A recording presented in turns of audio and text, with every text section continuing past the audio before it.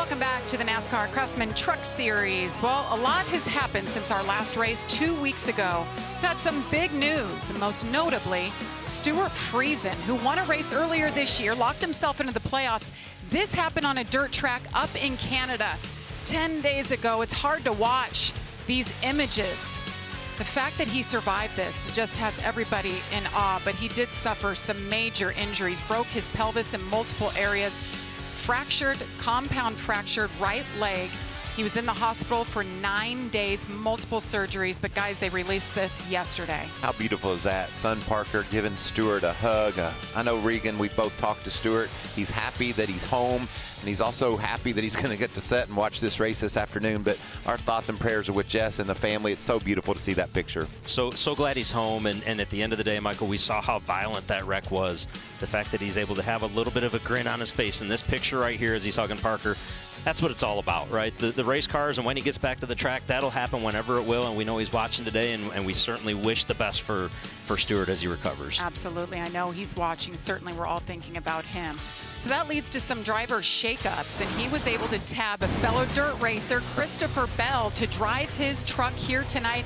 And wow, he had to have been smiling earlier today because that truck was fast. And then you have the Caden Honeycutt news. He was released by Nice Motorsports because he signed a deal with a different team for next year. So they released him to go find another ride. Turns out he's going to jump in the Friesen truck starting next week. There's so much going on. How many weeks were between Indianapolis Raceway Park and Watkins Glen? It feels like an entire offseason.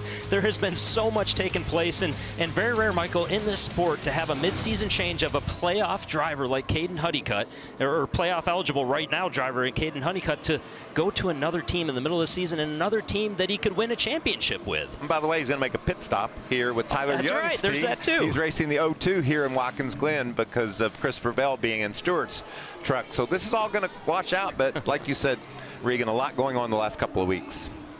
So how do the points look coming into this race? We'll look at that in just a little bit, but those points could be shaken up. Stewart's not going to be in the field, so now that opens up a fourth spot for the playoffs with just 2 races remaining. Well, guys, we've got an extra special Grand Marshal tonight. That is our own Todd Bodine, a 2-time champion in the Truck Series, and he will give the command. Let's go there now. Let's hear you, Todd.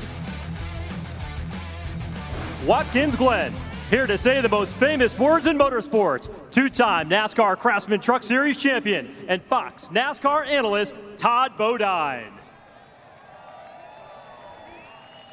As a proud upstate New Yorker, New York race fans, are you ready? Say it with me now. Drivers, start your engines! Well done, Mr. Bodine. He's from Chemung, New York, 30 miles away from this racetrack. So much history right there. Well, 36 truckers, they are fired up and ready to do battle. 176 miles of action coming your way. The green flag will wave next.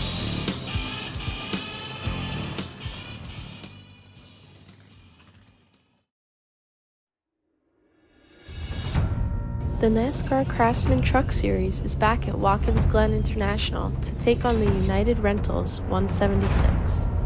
The Glen, located in upstate New York, is a 2.45-mile 7-turn road course with a high-grip asphalt surface.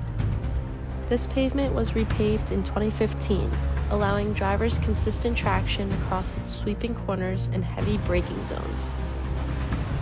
After hosting the Truck Series from 1996 to 2000, Watkins Glen fell off the schedule for over 2 decades before the series made its return in 2021.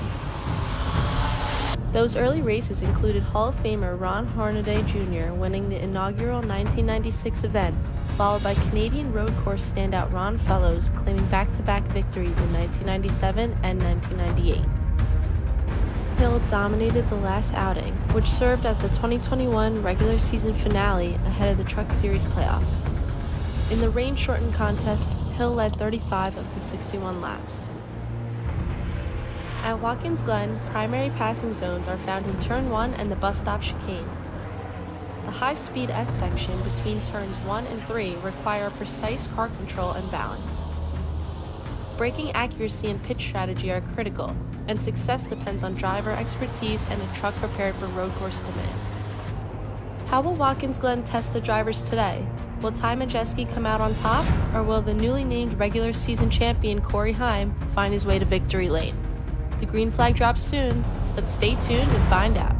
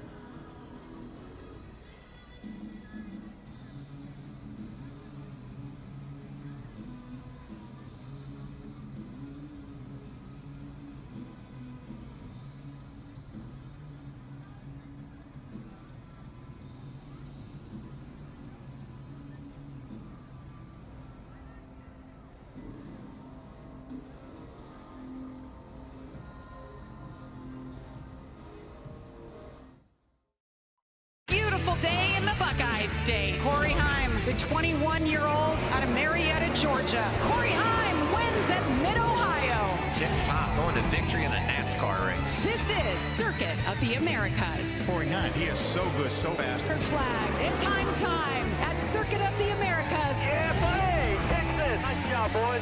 Nice job. Welcome to the historic Lime Rock Park. Corey Heim just continues to dominate here. Checkered flag is in the air. Corey Heim wins the first race at Lime Rock Park. No backing it down at this point for that 11 truck, just executing perfectly. And earlier today, Corey Heim did Corey Heim things. He's starting on the pole for the 4th time this season. Boys, what do you say? Let's dial him up. Check it out. Hello, Corey Heim. It's Michael Waltrip, Regan Smith, and the Fox team. You copy? Yeah, I got you. Well, it's good to be Corey Heim going for your 4th road course race win in a row on the pole. Is that truck as good as it looks today?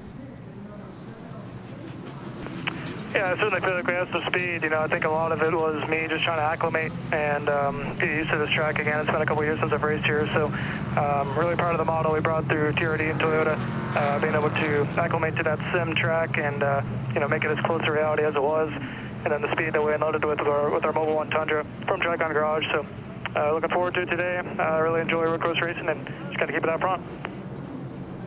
Corey, you got to acclimate to the track and did well, as you said. Got to acclimate to some more drivers in the field, too, that aren't normally there. How are you going to deal with all these other ringers from the Cup Series that are stepping in today? Yeah, so far so good. I mean, there's certainly a lot of talent within the field today, excuse me. But you know, our goal is to keep it out front. Of course, we got the track position to start here, and just need to do our job and stay there. We'll be watching. Good luck today. Thanks, Corey. Yeah, so far so good. I love They're that. all behind me, Okay. guys. Yeah, Regan, did you notice who's first right now? That's what he's thinking of. That's, and as I asked that, that's exactly what was in his mind. Well, guys, this is the second of 3 road course races we'll have this year. So let's break it down with our track map and see how unique and how fun this place is. A lot of passing zones. Yeah, I talked about it in the opening, how much these drivers love this racetrack and the fact that there are so many places you can get passes done. You come across the start-finish line, down into turn 1, heavy braking zone, a lot of passing can go on there, and some really effective good passes, and then others as well where you just run into people. Look at that carnage, that chaos going down into turn 1. We're going to see that all day long. And when you leave this mess, you head up through the S's and really get some speed going down the back straightaway into another hard braking zone, the bus stop, and then watch what can happen when you go in here, Regan. Yeah, and as you try to make the passes, Michael, into the bus stop, as you're trying to outbrake guys, you hit the curb, sometimes you lose control, you beat and bang, you get side by side, and you can see right here, occasionally you run into the back of somebody, as Matt Craftsman had happened to him right there. There will be some hurt feelings through the bus stop today. A lot of it will not be intentional. It's just you're so on the edge as you go through that section of the racetrack. You get through the carousel after that, turn 6, and then turn 7. this is where you got to get the job done, right? The start-finish line, a little ways past that, you're battling to get to the checkered flag. Your last good opportunity, and you see right here, passing zones. Turn 1, through the bus stop, through the carousel. Maybe use the nose, just a little bit of that truck to move somebody out of the way in those, and potentially 6 and 7 as well. Michael, it's going to be exciting. Got to keep an eye on that outside wall coming out of 7. We watched that all day, flirting with that every single lap. All right, guys, let's take a look at our Craftsman starting grid. We already talked about Corey Heim captured the pole in exciting fashion, just beat out the guy starting next to him, Christopher Bell. Welcome back to the Truck Series. When we get back to row 2, we're going to see an all-Spire Motorsports row right here. You got Sammy Smith in the number 7 truck making his 3rd start of the year, and Andres Perez, very good in practice today. This could be a big day for him. On row 3, Gio Ruggiero in that 17 truck, really solid on the road courses so far. And then Lane Riggs, really fast at Lime Rock. He could get the job done today. There's so many guys that say, we're tired of hearing about Corey Heim. We're going to go do something with him today. Let's take a look at the rest of the starting lineup. 36 trucks here today, and it is stacked. There's Ross Chastain back in row 4. Ben Rhodes, one of those guys that, you know, could potentially, we may have a little bit of shakeup in terms of the points and what's going on there. Could be a big day for Ben Rhodes. And how about Kyle Busch all the way back there in row 6? You don't see that very often. Yeah, and he wasn't overly thrilled with that truck in practice. Said he was having some brake issues. It'd be interesting to see how that works out. Connor Zilic, row 7. What do you think that we talk about Connor Zilic a lot today, Regan? I'm going to say it's not going to take long for him to not be in row 7 anymore, Michael. Very good on these road courses. And then, of course, we get a little further back in the field. Daniel Hemrick was good in practice, not quite as good in qualifying as he would have liked to have been. And the birthday boy, Parker Kligerman, starting in row 9. There you see Matt Crafton, the crusty veteran. He's going to row from the 12th row. Matt Mills and Timmy Hill on row 13. And then there's some heavy hitters back here. Grant Enfinger, Ty Majeski. And Ty Majeski had some problems in practice, didn't love where his truck was at, and had to make some adjustments. So he's going to fall back there to row 17, and it's going to be fun to see what these guys are capable of doing, Jamie, how much they can get up through the field here. Well, we know the speed that Caden Honeycutt's had all year, but he's in a different truck, so we shall see. Well, let's say good evening now to our pit reporters, Todd Bodine and Amanda Busick. Good evening, Amanda. You're up first. Hey, Jamie, yeah, you guys were talking about Lane Riggs. He comes into this race as the winner of 2 of the last 3 races. Well, this is also Lane Riggs' 3rd ever race on a road course. He told me he was surprised how well he appeared at the prior 2 appearances on a road course. But when I asked him where this team is right now, he said, we have great equipment, we have me, and we have good points position, something he plans on defending here tonight. He predicted a top 5 finish as the 34 truck rolls off 6th. Todd, it was amazing hearing all these friends yell with you for driver start your engines. Take it away. Thanks, Amanda. Yeah, that was fun. You know, I really think that it's underestimated how tight the racing community really is. Not just our NASCAR community, but every racing across the country. I asked Christopher Bell after qualifying, what does it mean to you to get into this truck? And he sung the praises of Stuart Friesen. He knows that Stuart is a legend in Northeast modified dirt racing and how good he truly is at it. But he said it's even more than that. He understands how hard Stuart and this HFR team have worked to get to this point. You know, they've been a struggling team for a few years now. They won a couple races, but right now, they're right where they want to be. They're a top running team. Jimmy Villeneuve has done a great job of putting his team together with Stuart. And believe me, Christopher Bell is incredibly appreciative to be in this truck. Jamie? A nice tribute to Stuart on your hat there, and well done on the command to fire engines. All right, Michael, how about the Craftsman track description? Well, me and Regan ran through this crazy place and all the action that we're going to see on these 7 turns, plus a bus stop. So a lot of elevation change, too. You see the track's just over 2.4 miles, 124 feet of that elevation change. The front straightaway 38 feet wide. We're going to see some action, Regan. A lot of action, Michael, and as we take a look at the race analysis up next, 72 laps, and you see how it's broken down. 20 laps for the first stage, 20 for the second stage, 32 for the final. The fuel window, you see it on the bottom there, 32 laps, and that leads us in to the Ram race strategy. And let me tell you what, This one is going to be very, very interesting as the day plays out, because when we look at that final stage and when we look at what the strategy is going to be with the Ram race strategy, 32 laps. We think they can go 31 or 32 laps on fuel. That's awful close, but they are running much faster this year than what they typically have, or what they ran last time we were at Watkins Glen. Fuel mileage might not be as good as they think. We're going to have to keep an eye on that as the final stage starts, Jamie. I like that bottom line. Will drivers pit? That's going to be an interesting question that we're going to answer as we hop on board with C. Bell. How about this? Multiple angles, Michael. We were all loving this earlier. The foot cam right there. We're going to get to watch him go to work all race long. Look how just calm that looks right now, Regan. It's getting ready to get busy down there with those tennis shoes that he's wearing. Working that gas and brake, warming things up. Beautiful shots we're going to see today from inside this 52 truck. Ben Rhodes got the onboards for him as well, starting back in 9th. And Ben has been very good on these road course tracks. 4th place a few weeks ago. We know he's going to give this a good ride from 9th, and we know how aggressive Ben Rhodes can be. We got that bumper cam. Will he be using that front bumper to see if he can get some spots? We're going to find out right away. All right, we've been waiting, well, 2 weeks for these drivers ready to go. Left and right hand corners. This is going to be exciting as we're back. After 4 years, we are racing at Watkins Glen. Green flag is in the air, and we are racing. Corey Heim leads the field. Christopher Bell right behind him, jumping out of line right behind them, taking a peek down into turn 1.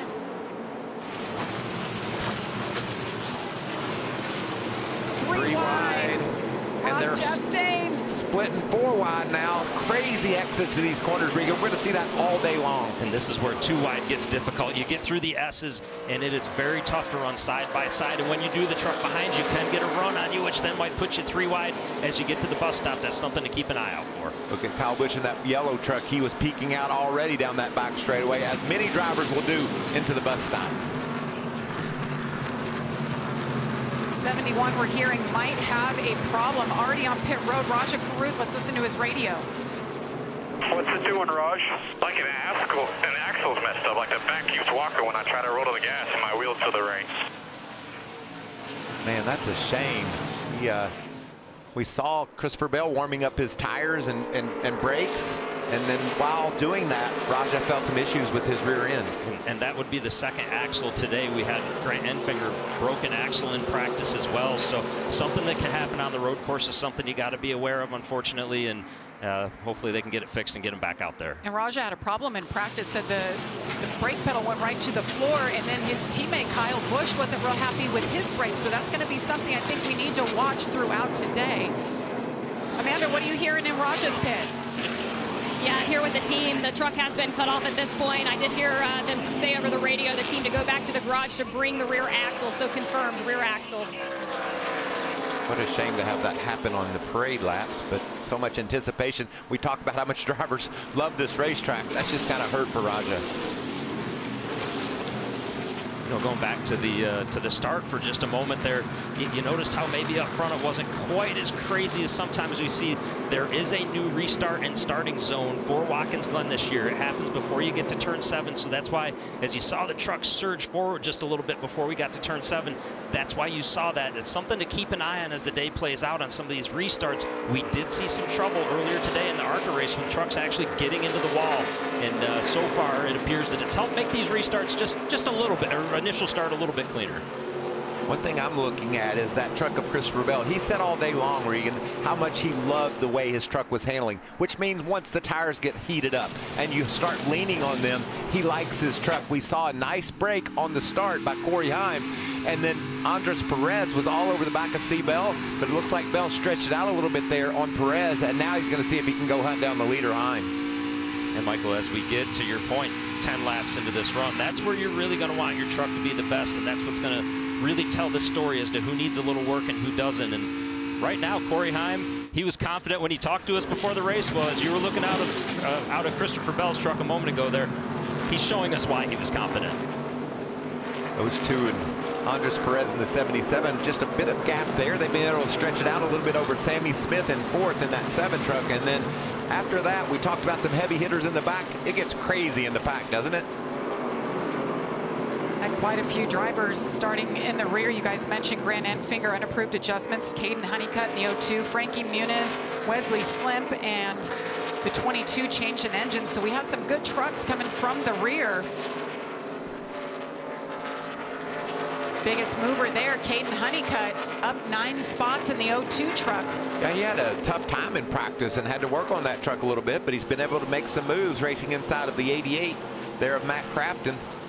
Can't imagine the month that this guy has had. He gets married. A week later, he announces to his team that he signed with somebody else for next year. So they release him. He has to find a ride for this race. Gets a call from Friesen. We're going to start racing our truck next week. And oh, by the way, try to keep it in playoff contention while you're at it. Well, right now he's not only trying, he's doing a nice job making some moves. That's Matt Crafton, a 3-time series champion that he just went by, and certainly Caden, after what was a tough practice, appears that they've got everything going in the right direction in that 02 right now. That's cool to see the progress he's made, as you pointed out. I didn't know what he was going to have. He seemed to skim that wall coming off turn 7 in practice, and then they had to work on the truck, but man, he's rolling. Lambros in the 2 just ahead of him there. See if he can grab that spot. Skip Barber truck, we talked about him. How many drivers went through that school at some point when they were younger? I know I got my racing license there, so representing in the truck field tonight.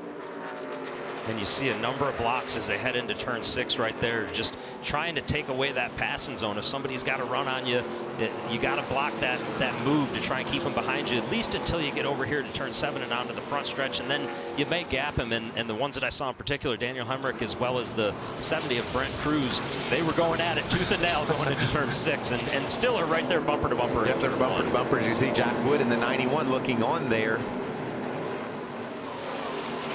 Mentioned Brent Cruz in the 70. Guys, he sold his Trans Am team, decided he was buying a truck team, has help from Nitro Motorsports. Here they are. I mean, we talked about him all practicing qualifying. By the way, he ran the ARCA race earlier, dominated till 3 laps to go.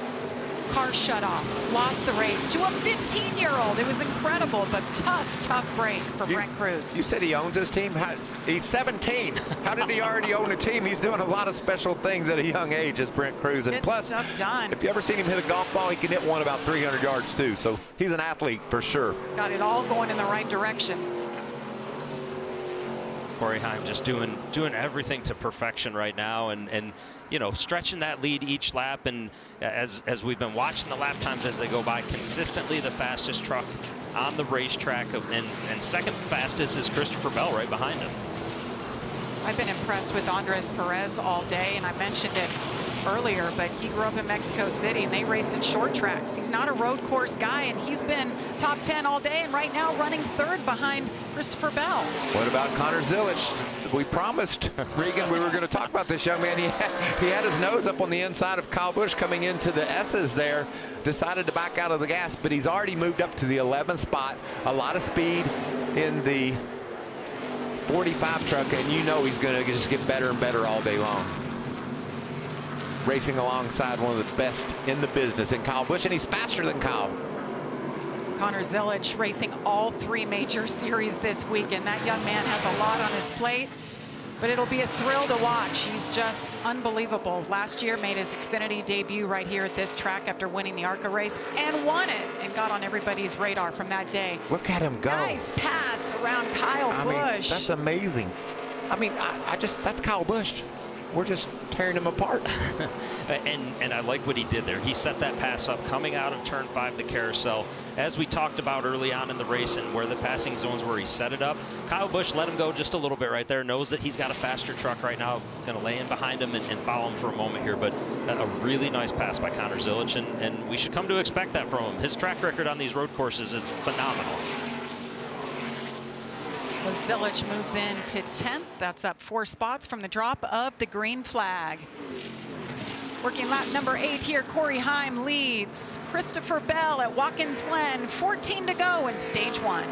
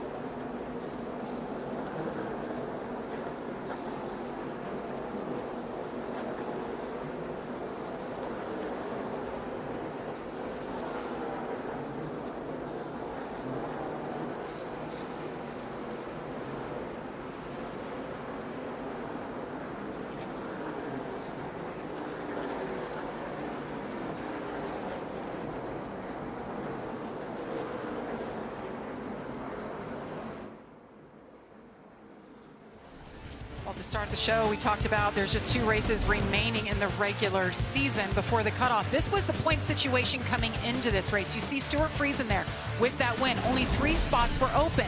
Now this is with Friesen out with injury. This is how it could look. Ben Rhodes, a big gainer there, only 16 back. We've tightened that bubble right up, and a lot of guys are aware of that. And we talked about the race strategy, how this would play out today. And these guys in these positions are really, really going to look at these playoff points, these stage points. If other guys pit, they might stay out and gain some. We'll have to see how that works out. Yeah, it changes how you run this race completely, especially not only Ben Rhodes, Jake Garcia being plus 16 right there. A very, very different look right now to what could potentially be the situation. And Ben Rhodes, we mentioned it earlier on in the show, how good he is on the road courses. This is an opportunity day for him right here. Is that wild? Jumping over those curbs, so cool to watch. Listen to him hard on the gas right there, up across those curbs. And you're still in the corner when you're shifting, when you're grabbing that next gear, 3rd gear in that section of the racetrack. And Ben actually going to 4th gear right there, which not everybody in the field's doing. Some guys choose to keep it on the rev limiter as they go into turn 6. It's more a preference than anything, Michael. I know for me, I like the rev limiter. It kept me from overdriving the vehicle. You can see that rough ride that Ben's experienced and bouncing all over the racetrack. That's that rev limiter you heard as he drives down into turn 1, pulls it into 2nd gear. Michael and Regan, we were talking about the speeds are really up this year, and due to some changes to the track. Well, yeah, and you know Goodyear's always going to bring better tires, but they've ground down some of these big curves that have helped the grip, and them being able to really cut some of the corners better because of that. Already a fast racetrack, and now we're going to grind down some corners. We're going to add more grip. We're going to give a tire that's a little faster. Uh-oh. And we're going to throw some trucks in the middle of the bus stop chicane as well. Yeehaw! Hearing that Daniel Hemrick just had a moment in the bus stop. That was not him right there, but just prior to that, this was that moment. Talk about trying to roll that speed. He got loose on entry, and man, he did a nice job of hanging on to that Napa Night Vision number 19. And that's a save that sometimes doesn't always happen. So many times we've seen trucks get loose entering the bus stop on that first right-hand corner and end up going all the way out and spinning and even getting into the fence all the way out there and the tire barriers out there. So good, potentially race-saving save for Daniel Hemrick. And Daniel's a veteran. He'll be able to communicate to his team exactly what he needs for adjustments, why that happened. And here he comes. How bad did he? Oh, look, we got a truck stopped on the racetrack. I believe that was the truck that we saw on that onboard. That's the 2 we're being told of William Lambros. Yeah, there it is, the Skip Barber machine. That's going to bring out the caution, and that's why you saw Hemrick hop to pit road. And the caution is out here for the first time. 9 laps to go in stage 1. Corey Heim so far has led them all. Christopher Bell, Andres Perez, Sammy Smith, and Lane Briggs, your top 5. It's not starting. I had no pedal. The thing went to the floor. I was kicking it all the way up the straightaway. And when we think about Daniel Hemrick, as we saw him get to pit road, they're not sure if that was a stop that was planned or not, but if that was the case, that they saw this truck slow on the back straightaway, a great move by that team to call him in there. Lambros making just his 2nd Craftsman Truck Series start. His home track was Lime Rock. Hemrick leaving the pit.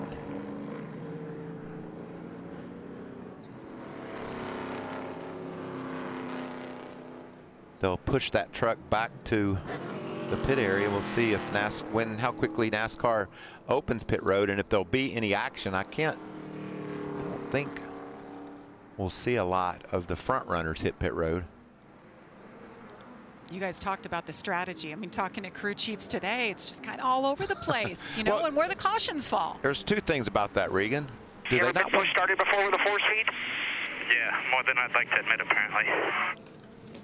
Did you hear that? Have you ever been push started before with a 4-speed? Yes, I have a few times. But are they telling us because they know we're on TV and they don't want us to tell the world, or do you think it's really that tight and that close? I think it's that close. I think it's that close, Michael, and certainly as we get to stage 2, it gets a little bit murkier.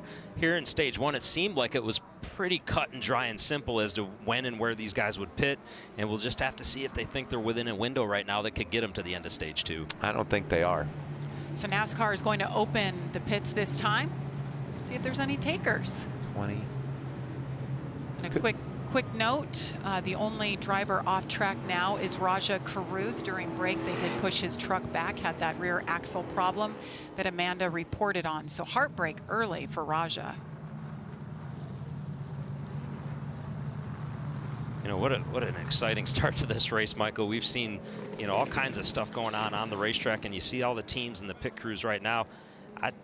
I think they look like they're ready right there, but we've seen this before. They get ready and they fake out the competition and maybe have a different plan, but a lot to unpack early on here so far. Well, Corey Heim and Bell, if they pit now, they can make it the end of stage 2, I believe. And if that's the case, what do you got to lose? You're already, those trucks are in good shape playoff-wise. Yeah, maybe they grab that track position and race it to the end of stage 2. Now that you're within that window, right, of the lap number that we thought we were working off of today, I think, yeah, you pit now and you run it through to the end of stage 2. There's no reason not to. We haven't heard of any tire issues. Fall off hasn't been overly significant on these tires, so it would only make sense to see a number of our leaders right now. Look at all the campers, you guys. Every year it just gets better and better. I just love it. Go racing in the afternoon, go bowling in the evening. I got right. it all. Wake up and have more racing all day tomorrow, and then Sunday do it again. Definitely some trucks will stay out here. It's like the leaders are coming. They're all coming, guys.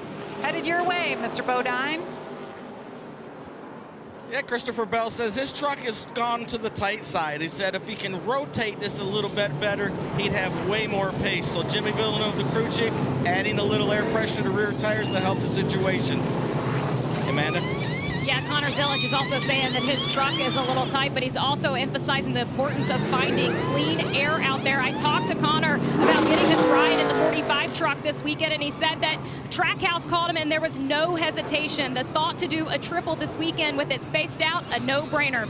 And as we move on to Corey Heim, who just pulled into his box, his crew chief reminding him that it is a bit of a downhill here at Watkins Glen as Corey Heim is off. Felt great about that truck as he leads this pack, Jamie.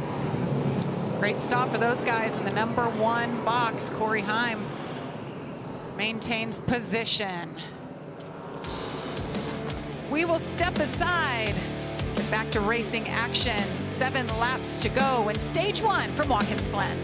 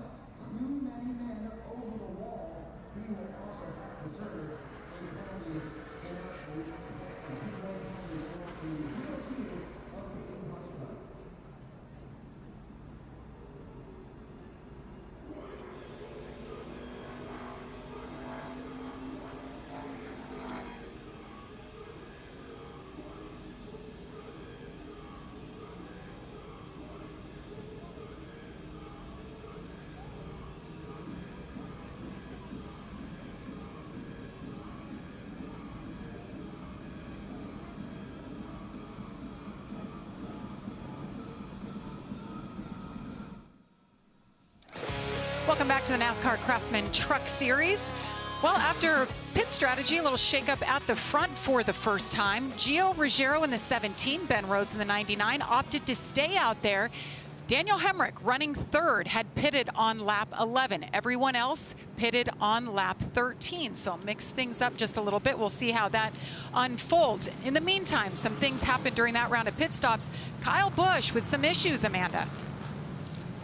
Yeah, I hate to say I'm standing in the empty pit box of the 07 truck as the team is packing up and leaving. It will be a terminal issue for Kyle Busch. He was, as you see him getting pushed back there to go to the garage. He was having issues throughout stage one, mentioned that he was having brake issues and having some steering issues. They came down pit road at the end of stage one, lifted the hood, and it was a broken steering box to take Kyle Busch out of this race. Todd? Yeah, we reported in practice the Chris Buescher 66 truck had a fuel pressure issue, and they changed the fuel pump after qualifying.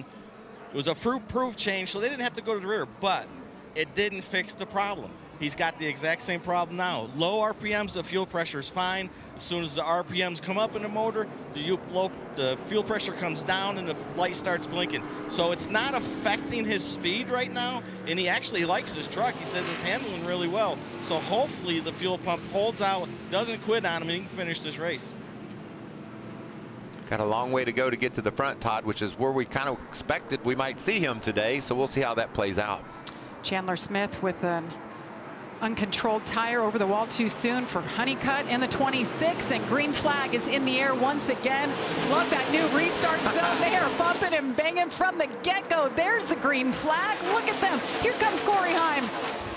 He led the first 12 laps. He wants to take it back down into turn one. Ben Rhodes to the lead.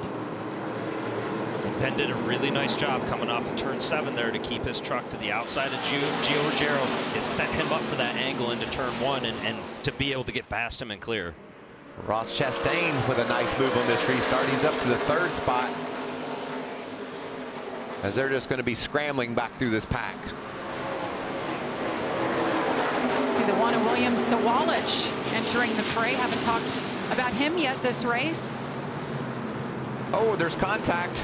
They're trying to go 3 wide right there. Wow. Through the dirt for Tanner Gray. That's going to damage the front of that truck. What a mess that looked like. And you got to be careful not to do that too much throughout the course of the day. There is grass in some of those areas, and that grass will get on the radiator. That'll cause you to overheat, so you don't want to make a habit of getting in that dirt too much. You know, we talked about this playoff picture and how important stage points are, and Ben Rhodes and changing his strategy because of the situation. Well, that's why he stayed out, and he's currently 2nd. Can he keep that truck up there and gain those stage points? It's a big move for this team. Look at Zilich, guys. He is on the move again. He had gained the most spots before that first caution. Here he is marching forward. Just got around William Sawalich and moves into 7th. And a good pit stop for that Zilich team. They were able to pick him up 4 positions on pit road as we went to break earlier. That helps. It's way easier to pass on pit road than it is on the racetrack. We've heard some of the drivers talking about how tough the track position is out there and trying to get that track position and wanting it. So nice job by that team, as well as Ross Chastain's team also picking him up on a number of spots. That 99 truck of Ben Rhodes, he needs to run the 3.5 laps of his career right here to hang in there and pick up those points. This is huge. As you see, Ross Chastain gets to the inside of him. Can lose 1 or 2, but he just doesn't want to give away any more than that. I think the next truck behind him is Ruggiero, who pitted off. It didn't pit either, so they're on the same tires. See if they can hold their positions. Look at how close they are, Michael. Wow. They're not giving an inch right now, and you know, Ben's able to slot in right there behind Christopher Bell, and I would almost tell him that that's exactly what you need to do. Now you're on guys with even tires, and you can keep that position and keep those points if possible. So that didn't take long. Corey Heim back regains the lead where he started this race. Ross Chastain up to 2nd. Christopher Bell, Ben Rhodes, Gio Ruggiero, Daniel Hemrick, your top 6. Gio's on the same strategy as Ben Rhodes. He needs those stage points as well, and currently he's got the whole world biting on his heels. Keep your eye on that 45 truck. Connor Zilich, what a show that kid puts on. Look how fast he is, looking to the inside of Hemrick down the back. 5-time winner in the Xfinity Series this year already. First full-time year. He is something special. And when he drops down, comes over to the Truck Series, always fun to watch what he can do when all you have on the line is a win. And I like what he's doing right here. He's showing the nose to the right side through the carousel, gets him a little bit of downforce on it, and now that potentially gives him a little bit of a run as he comes to turn 6. Not enough this time, but it may set him up to turn 7. When he's catching guys, he's not wasting time with the passes. He's making them happen as quick as he can. Ben Roach is ahead of that 17er Giro. He's a big fan of Gio right now. He said, hold that boy off. I need to run 2 more laps. 20 laps for stage 1, 20 laps for stage 2. Stage 3 will be 32 laps to the finish, and that'll round out our 72-lap event here.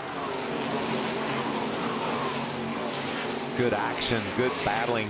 So difficult, Regan, as you know, to make these lefts and rights and be that close to one another and not cut a guy off, not get yourself in trouble by causing your own problem. Well, there's so many other things that can happen, Michael, when you try to make the passes, right? This is a racetrack where, in particular, into turn 1, you can get some wheel hop. As you get to the bus stop, you see guys are kicking up dirt. Then you have to look ahead of you. You got to worry about, did they go off track? Are they spinning? What's happening? And just that brief moment of focus can cause you a problem. As we see Connor Zilic, he is ready to make this move, and he's doing everything but moving Gio Ruggiero out of his way right now. He's going to peek that nose in there again. Gio's done a nice job defending that position, needing those points desperately. Connor Zilic driving for Nice Motorsports for the first time. Only planned race for him. Here we go. Trying to get side by side as they come down the front stretch and into turn 1. And this final lap of stage 1, guys. And that pass is tougher to defend. He was able to get far enough up to the door of Gio Ruggiero that time to where Gio had to say, okay, you got the position. I'm not going to be able to chop you off just a little bit. And we see more action back here. Daniel Hemrick getting sideways as he starts through the S's. William Swalich with a nice move there on Hemrick. As you see Lane Riggs heating up the back of that 19 truck. Connor Mosak in that 81 doing a nice job as well.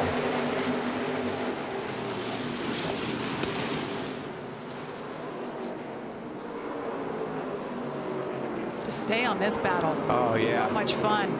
Ben is driving a great stint here, trying to hang on to that truck, and it goes wide. He hangs on to it, brings it back in one piece. Those old tires versus new tires. Wow. It was a great save, wasn't it? Ben is thankful for all the pavement out there right now. Corey Heim comes out of turn 7. Green and white checkered in the air. 15th stage win this season for Corey Heim. That's 9 more than any other driver. Getting it done. He even had to pass a few trucks to earn that one. That was fun. No doubt. It's Corey Heim, Ross Chastain, Christopher Bell. Connor Zilic moves into that 4th spot, but it's Corey Heim. He's the winner of stage 1. Pit stops on the backside.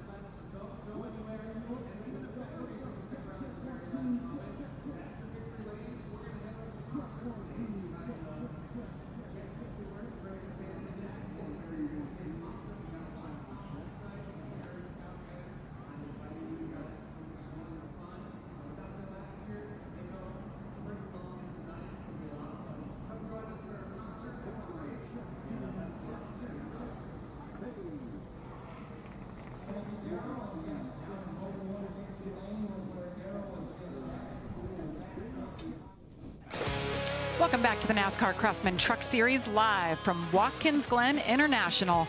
Well, it's so good to have the truckers back up here. It's been 4 years. I don't know why we had to leave, but I'm glad that we're back. We left one time for 20-some years. Same. Then we showed back up in 1986 with the Cup cars, and this place has been just amazing. An amazing part of the schedule in the summertime up in upstate New York. Well, it was an amazing stage one for Corey Heim. You see that, maximize the points there, picked up 10.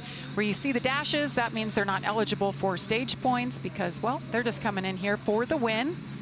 Big deal, though, I think, for Ben Rhodes, Gio Ruggiero, even Daniel Hemrick picking up those stage points, is knowing how important it is to have those as we race toward the championship. And I think as you look at Ben Rhodes, those 6 points there, because he is in the tightest position in terms of points right now, they help him more than anybody else and get him closer and technically right now above what we think will be the cut line at some point. Daniel Hemrick, though, was running 18th or so before he made that pit stop, before they make that great call to hit pit road. So a good call by that team as well. Okay, so we had that first round of stops under the first caution, and only 2 drivers stayed out. So for sure, Ben Rhodes, Gio Ruggiero expected to pit here. That all we're looking at, boys? I think you got it.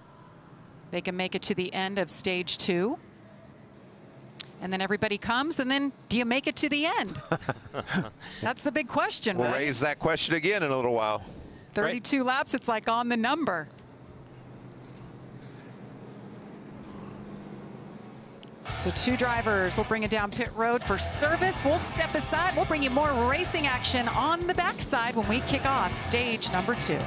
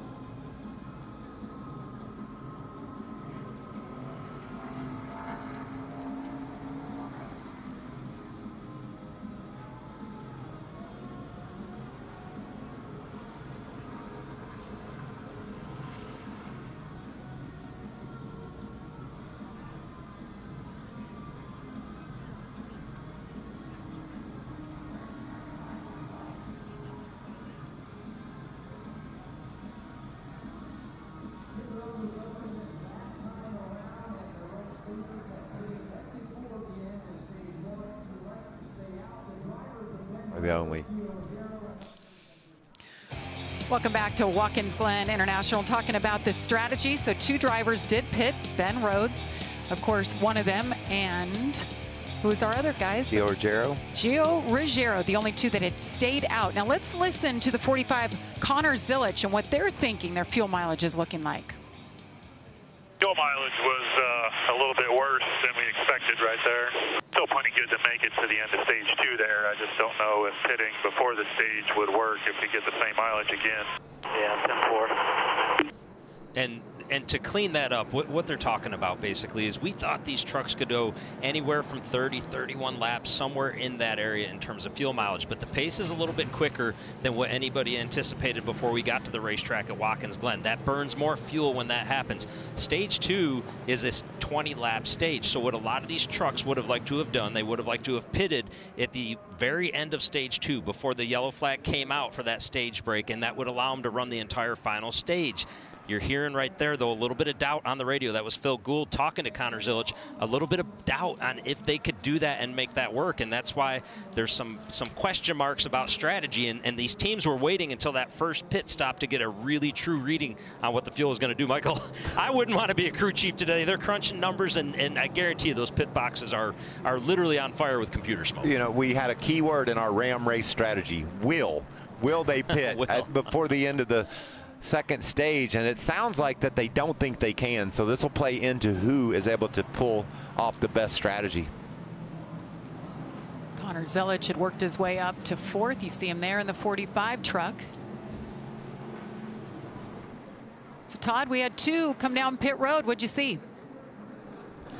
Yeah, Jamie, first Ben Rose in the 99. He's one of the trucks that did not flip the stage, and he was hanging on for dear life. We saw on that last lap, the truck got out from under him off of turn 5. Needs rear grip. Anytime anybody gets close to his rear bumper, the thing is sideways, so they needed rear grip. And a little update on the 66 of Chris Buescher. They think that they might have a bad fuel pressure sensor. Not necessarily the fuel pump itself, but the sensor is bad because it's doing the same thing it did with the other pump. So they're optimistic that they're going to be just fine. We saw him under the hood, Todd, checking that out, so that'd be good news for Chris. You know he's going to be fast if he gets those issues sorted. So what does he do, ignore the sensor and just hammer down? Yeah, I think at that point it's more just it's annoying for the driver, right? Your gauges are flashing on the dash. Anytime that happens, you're taught for your eye to get drawn to that gauge, whether it's fuel pressure, oil pressure, whatever it might be.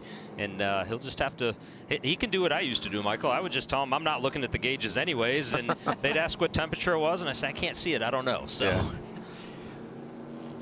It's nice to have Chris Buescher in the field. It's really hard to believe, guys. I know we've talked about it, but he literally went from the ARCA Series, skipped over trucks, went to Xfinity Racing, and then Cup. He won the Cup race here at the Glen last year, but it's his first. I think he's got a rookie stripe on his truck. He should. Just doesn't seem right that Chris Buescher at a track that he's won a Cup race would have a rookie stripe, but certainly it's great to have him in the field. And you know, I think as we talked to Corey Heim at the top of the show, when the field is this stacked, it's a really good measuring stick for all of these Truck Series drivers as to not only where they are, but where equipment is and different things like that. And as we talk about that, Corey Heim leading them as he's done all day long. Look behind him, Ross Chastain, Christopher Bell, Connor Zilic.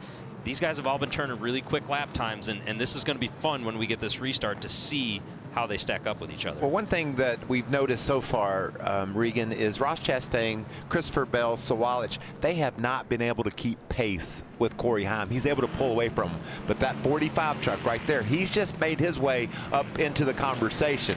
Can he be a guy that is able to run the kind of lap times that we've seen Corey Heim, and can he keep up with Corey? Well, I'm excited to find out here in just a moment, Michael, as they get ready to come back to the green flag here. And you know, this is the next 3 passes that he has to, or 2 passes he has to try to make to see if he can keep up with Corey. They're not going to be easy passes. They're not going to be something that's going to be given to him. Cleaning those tires off and getting ready to get to the restart zone. So the pace car pulling off. Remember this different restart zone. This has come up quick. You see it right there, those 2 lines.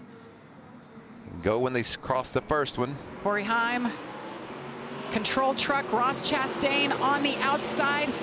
Turn number 7 and down the front stretch. There's the green flag in the air as they fan out pretty clean. They work their way down into turn 1. Let's see if Ross Chastain has anything for Heim. Good run for Ross down into turn 1. Can he squeeze Heim down and grab the lead? He goes wide. It's going to be fun through the S's here. If they are side by side, he gets them though. Chastain to the lead. Christopher Bell was able to hold off Zilic. Wow, look how tight that is. Zilic takes a look. next to Sawalich, and he gets it. Daniel Hemrick 6th, hanging in there after that strategy call. So much action in the pack. You see the 7 truck, Sammy Smith. Battle for the lead there, as you see. Corey Heim was able to get to the right side just briefly of Ross Chastain, and that is wild. All that racetrack, and they're still finding the dirt. Look at Christopher Bell taking a look. Corey on the outside. Can he cross over? That was his plan. Does it work? Oh yeah, he's there. Perfection, Michael. That is exactly how you want to do that. What a battle for the lead. Look at this. Down into turn 1 where it all started. Look at Christopher Bell taking a look. Thought he'd try to make it 3 wide. Corey Heim with the advantage this time. Back to the lead. Oh, he touched contact.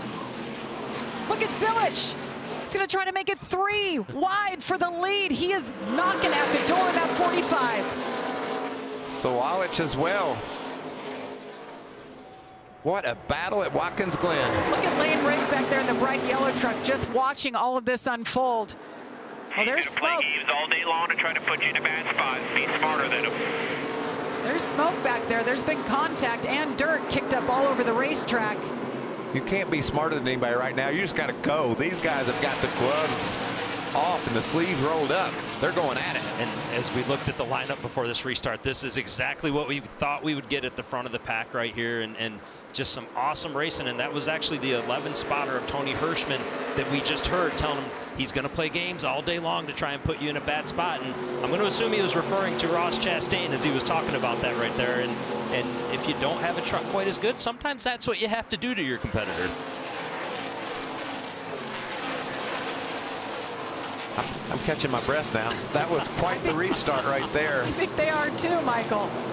Sammy Smith battling off turn 1. Andres Perez had fallen back after the initial handful of laps. In the 10th spot now in the 77 truck. We saw Matt Crafton struggle early, but he's found himself inside the top 15. Good recovery for the 88. There comes that bright Menards number 88. Champion driver, Matt Crafton. Veteran just ahead of the 19-year-old. That's what the Truck Series is, isn't it? A little bit of everything in the Truck Series, Michael, and that's how we like it being. Dawson Sutton in that 26 truck. As Corey Heim begins to just get him a little bit of separation. And we haven't seen the 45 of Zilich be able to do anything with Chastain or Bell. He's right there, but not better at the moment. And his best chance was on the restart, right? The 2 laps immediately after the restart, especially when things got shaken up a little bit in front of him there, that pass becomes more difficult to make because you know Christopher Bell, he's a veteran. He's going to optimize his braking into the corners just as much as Connor Zilich is going to be able to do with that 45 truck. And then it limits your passing zones a little bit because if you don't complete the pass, then you lose time to him and you got to catch him again. I just can't believe how aggressive they were and how tight things were in contact, and we kept them all heading in the right direction. That was awesome. Corey Heim, one of 4 leaders today. He's led the most, lap 24. Kyle Busch led a lap. Ben Rhodes led a lap, and Gio Ruggiero credited with 1. 13 laps to go in stage number 2. Corey Heim out front. Ross Chastain chasing him.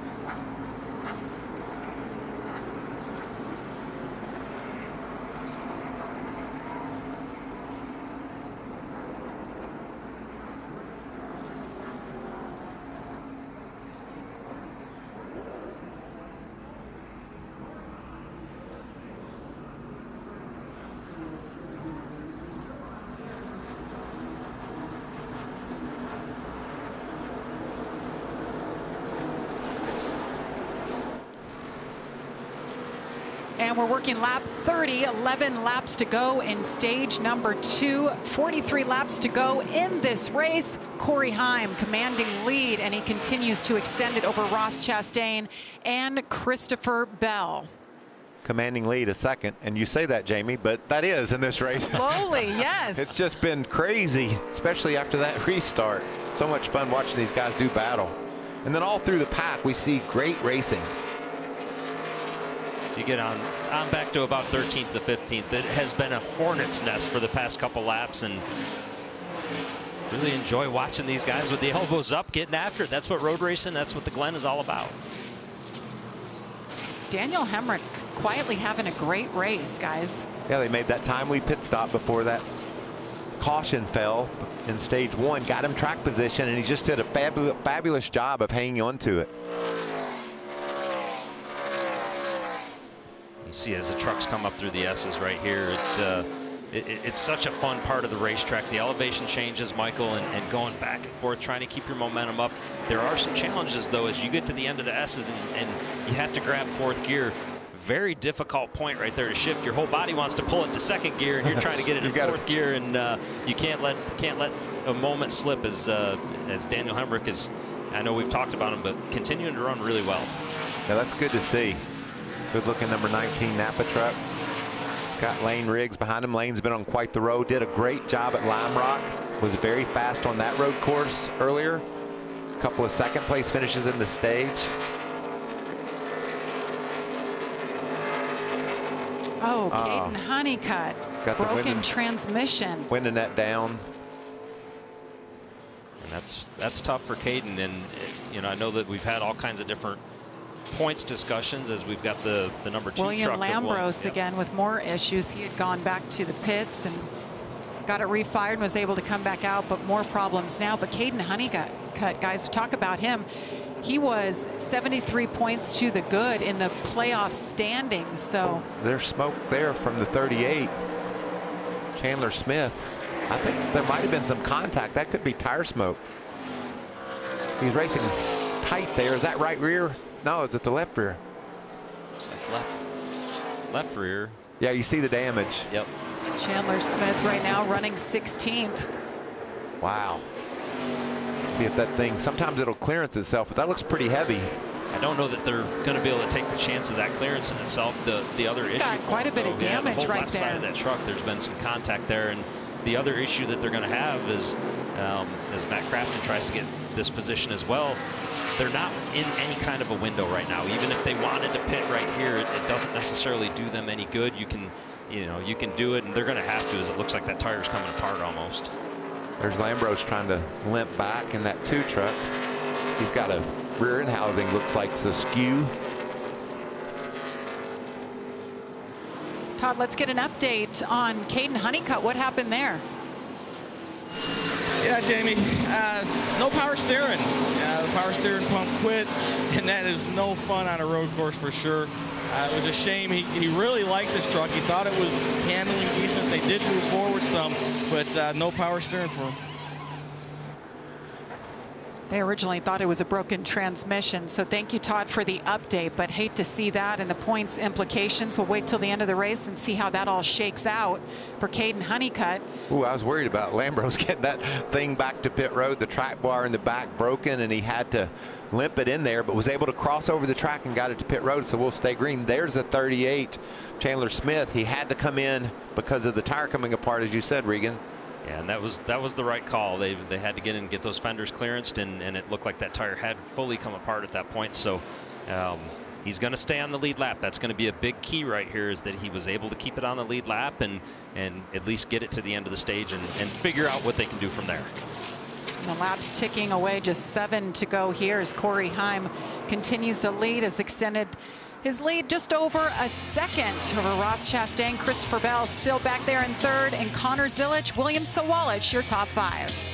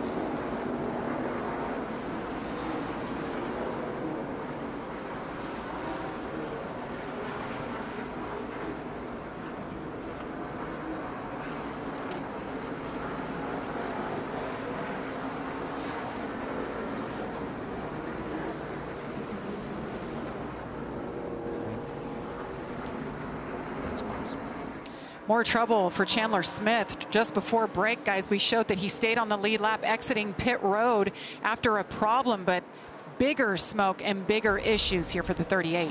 And as the 38 came to the top of the S's, you can see tons of smoke billowing out of that truck right here. Not exactly sure what the problem is, but he was able to get it back to pit road. Todd, can you tell us any more about what they got going on?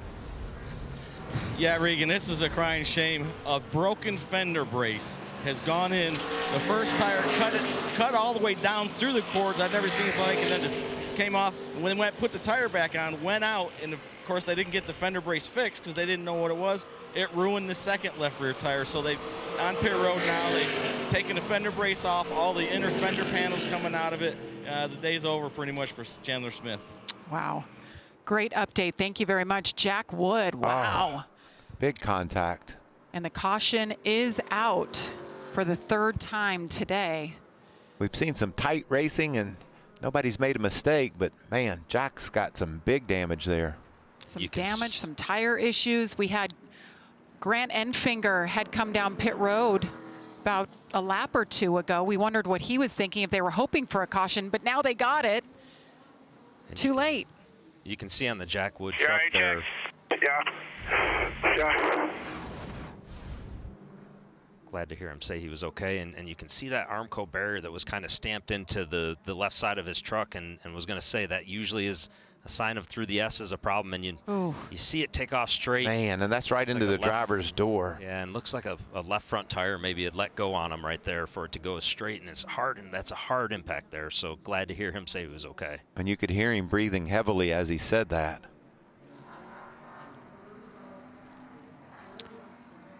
Just a hard contact there for Jack. And just, you're carrying a ton of speed at that part of the racetrack. The trucks are in third gear as they go down through that section, and one of the quicker areas of the racetrack. And yeah, that was a big impact. You definitely can catching see. his breath. Yeah. Hey Regan, how much smoke is coming off the computers in the pit area with the engineers and the crew chiefs trying to figure out, do we pit here? Who pits? We asked that question. Will they pit? This is your chance to be smart, Regan. Well, there's a reason why I'm sitting with you in here, Michael, and I am not on one of those pit boxes because I don't know what the right call is right now. It depends on how long it takes to clean this caution flag up, first and foremost, if we get back racing, and what your play was prior to that. There's really only two options that I can see, and it would be to either pit at the stage break or pit before the stage break and take 4 tires and then come back down pit road during the stage break to top off with fuel. And the good news is pits are open. We're about to find out, and I'm not going to have to guess. That's exactly what I was going to say, Regan. We're going to find out what these crew chiefs have decided. Who needs those stage points? Who wants to just gamble for the win? Saw the crew chiefs there for the first and third place trucks. We could just know what they're thinking. What are we going to see?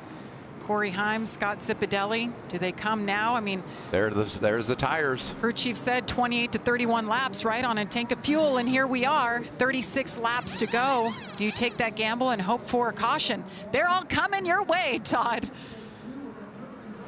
52, Christopher Bell, he likes this truck. They made a small adjustment the first time in. Says the truck's really good, just needs track position. Amanda? Yeah, this is going to be a busy stop for the 45 or for the 44 of Ross Chastain.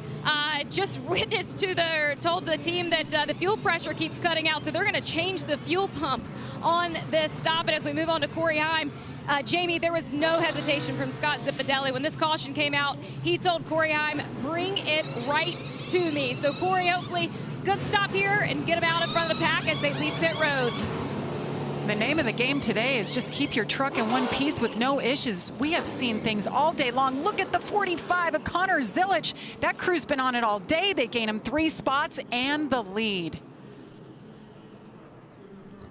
Something went wrong with Christopher Bell's stop here in the 52 truck. And they did lose a couple spots on the first stop, and we'll have to see what took place on the second stop. Obviously a little bit worse. Christopher did a nice job of putting it right in the box where he needed to. You can see problems on that left front. Todd, you've been on it all day. What'd you hear? Yeah, Jamie, it's something that we see with these trucks a lot, the way they set the sway bars up in the front of them. the left front tire just would not drop out, so the changer could not get it off, and it caused that track position Christopher needed is not going to happen on this stop. And that is so painful, Regan, sitting there as a driver. As you know, there's nothing the team can do. They're just battling with that tire, waiting for it to drop out of the fender well enough to change it, and it's painful.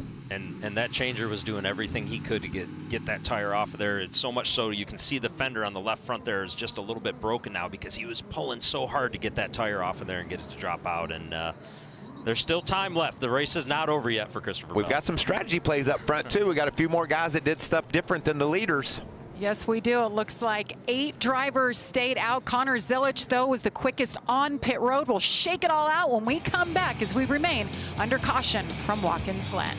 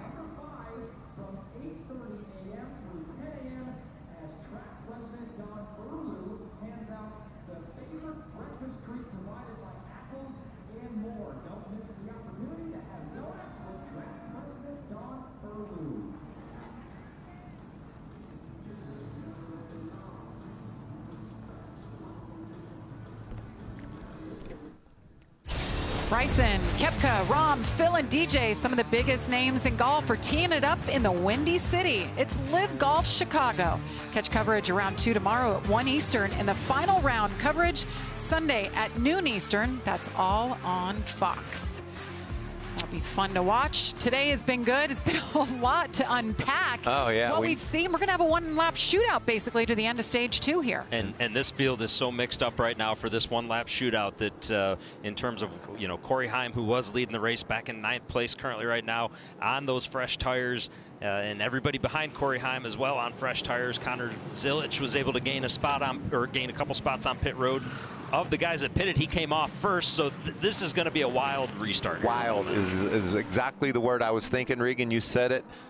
So we expect the top 7 who stayed out to come down and pit, but do we see anybody come down and maybe top off? Let's get through this first. This is going to be wild. They might not have a choice but to come in and pull some fenders away. Damn it, yeah, we'll take care of that first. A 1-lap shootout. Here we go. It'll be 33 laps to go in total. Once they take that green flag once again. So Daniel Hemrick, Sammy Smith. How about this, Jamie? Haven't seen them up front on a restart. See how they do on these older tires. 1-lap shootout. They are on their way. Ben Rhodes digging. Says, excuse me, coming through. I need to get some extra points. I want to win this stage. Oh, wow. What a move by Rhodes. Look at them fanning out sideways behind them. Lane Riggs goes around. Parker Kligerman, Grant Enfinger, the 56, Timmy Hill. They keep them heading in the right direction. I think Kligerman's fine. He's still on track there. Sammy Smith with the lead. Ben with a big run. There he goes to the inside. How about for the Ben Rhodes, if he can pull this off, complete this pass. He did a nice job getting through the first part of the bus stop there. Big for points. But if pick he up can 10 points if you can win this stage. That is exactly what he needs to do today. Sammy Smith gets 0 points for this stage win because he runs full-time in the Xfinity Series. I talked to Ben this morning, Regan. He said, we got to go for it. We got to do something different than anybody else does. And he is doing just that right now. Ben Rhodes coming into turn number 6. Oh, there goes Zillage. Connor Zillage. Oh, Jake Garcia hits him. Now he's in the sand trap there. Through turn 7, the 99. He does it, guys. He picks up stage number 2, his second stage win of 2025. But he hasn't won a stage since Daytona, so job well done by him. And guys, this is not a place you want to get stuck on track. No, he needs help right away to stay on the lead lap. That was wild as we thought it would be, Regan. Yeah, and Jake Garcia appeared to be down to the inside there, thinking maybe he was, I don't know if he had an issue under break-in, but so much to unpack there. I know turn 1 was pretty wild as well on this restart. Yeah, we knew there was a couple of trucks that didn't have a lot of pace that stayed out, and that's usually an issue, especially when you narrow down into a turn like turn 1 here at Watkins. Let's see if we can break down what happened. So turn number 1. You see, is that Frankie Muniz in the white truck getting loose?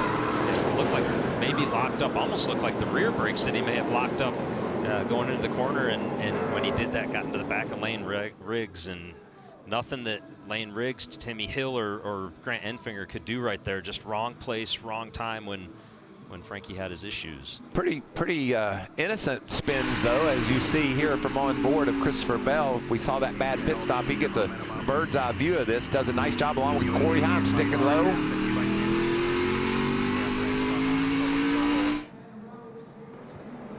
Connor Zillage was the second incident right there. Jake Garcia locks up the rear brakes, wheel hop. Little wheel hop into him. That's exactly what that was. You saw the truck just wiggle a little bit and tough break. And you got to imagine Jake Garcia knowing the situation he's in with points as well, seeing that his teammate up there, Ben Rhodes, is going on to potentially win the stage and thinking, I've got to get this spot. And he was just right there, too, to pick up some valuable points, was Garcia, and it got away from him.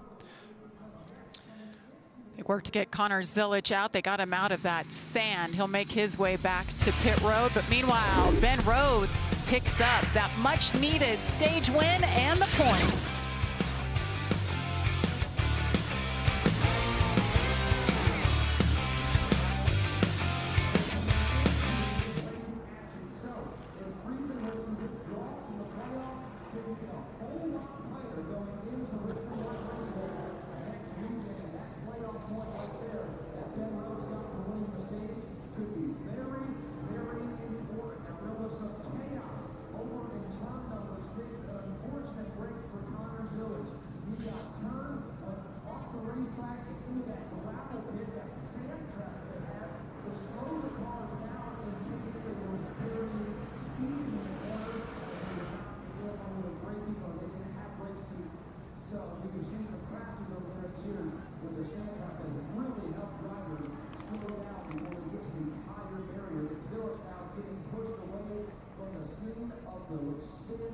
That's unfortunate because he had just worked himself in front of Corey Heim for the first time today. Was going to finish that stage in front of Corey Heim, and those two are probably going to have an epic battle. That will not happen anymore. Before that moment in turn 6, we also saw a problem in turn number 1. A whole slew of cars got together. Lane Riggs, Timmy Hill, Grant Enfinger, all went around up the racetrack in turn number 1. So a lot of problems for a lot of drivers in these last few laps here in the mission. 176 at the Glen. Ben Rose, the race leader. We do expect him to pit. Also like Sandy Smith, William Sawalich as well. We should see Corey Heim take back the top spot. 31 laps to go, and we have now entered the final stage, the final run to each other's plane.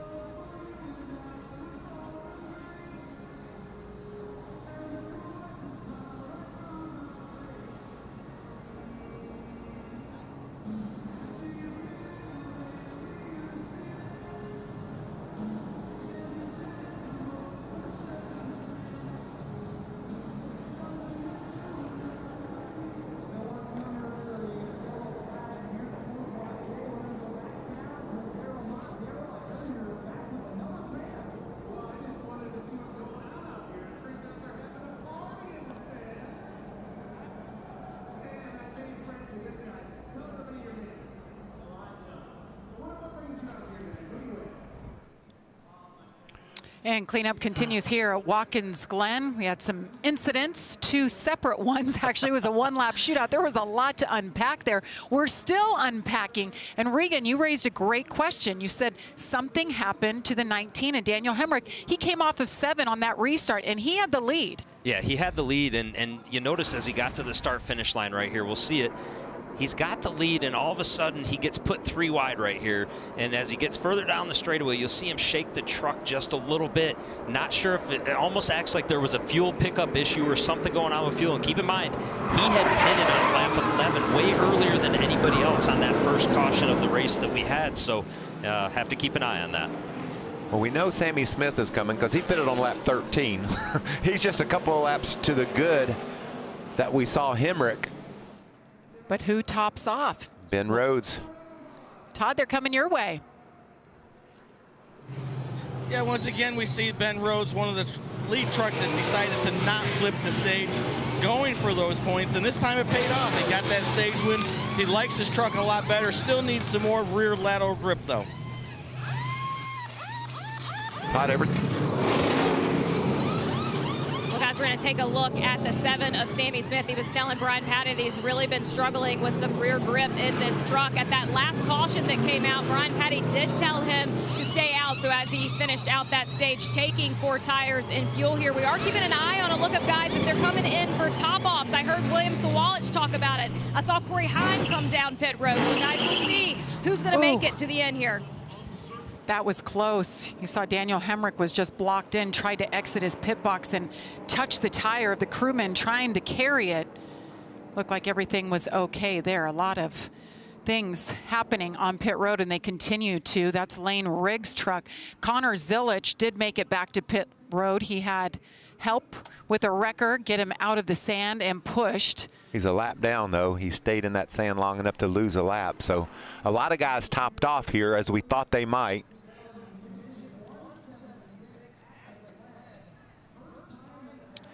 All right, so as of now, 30 laps to go. Christopher Bell shown as the leader. You see him right there in the Stuart Friesen truck. We'll be back for the 3rd and final stage.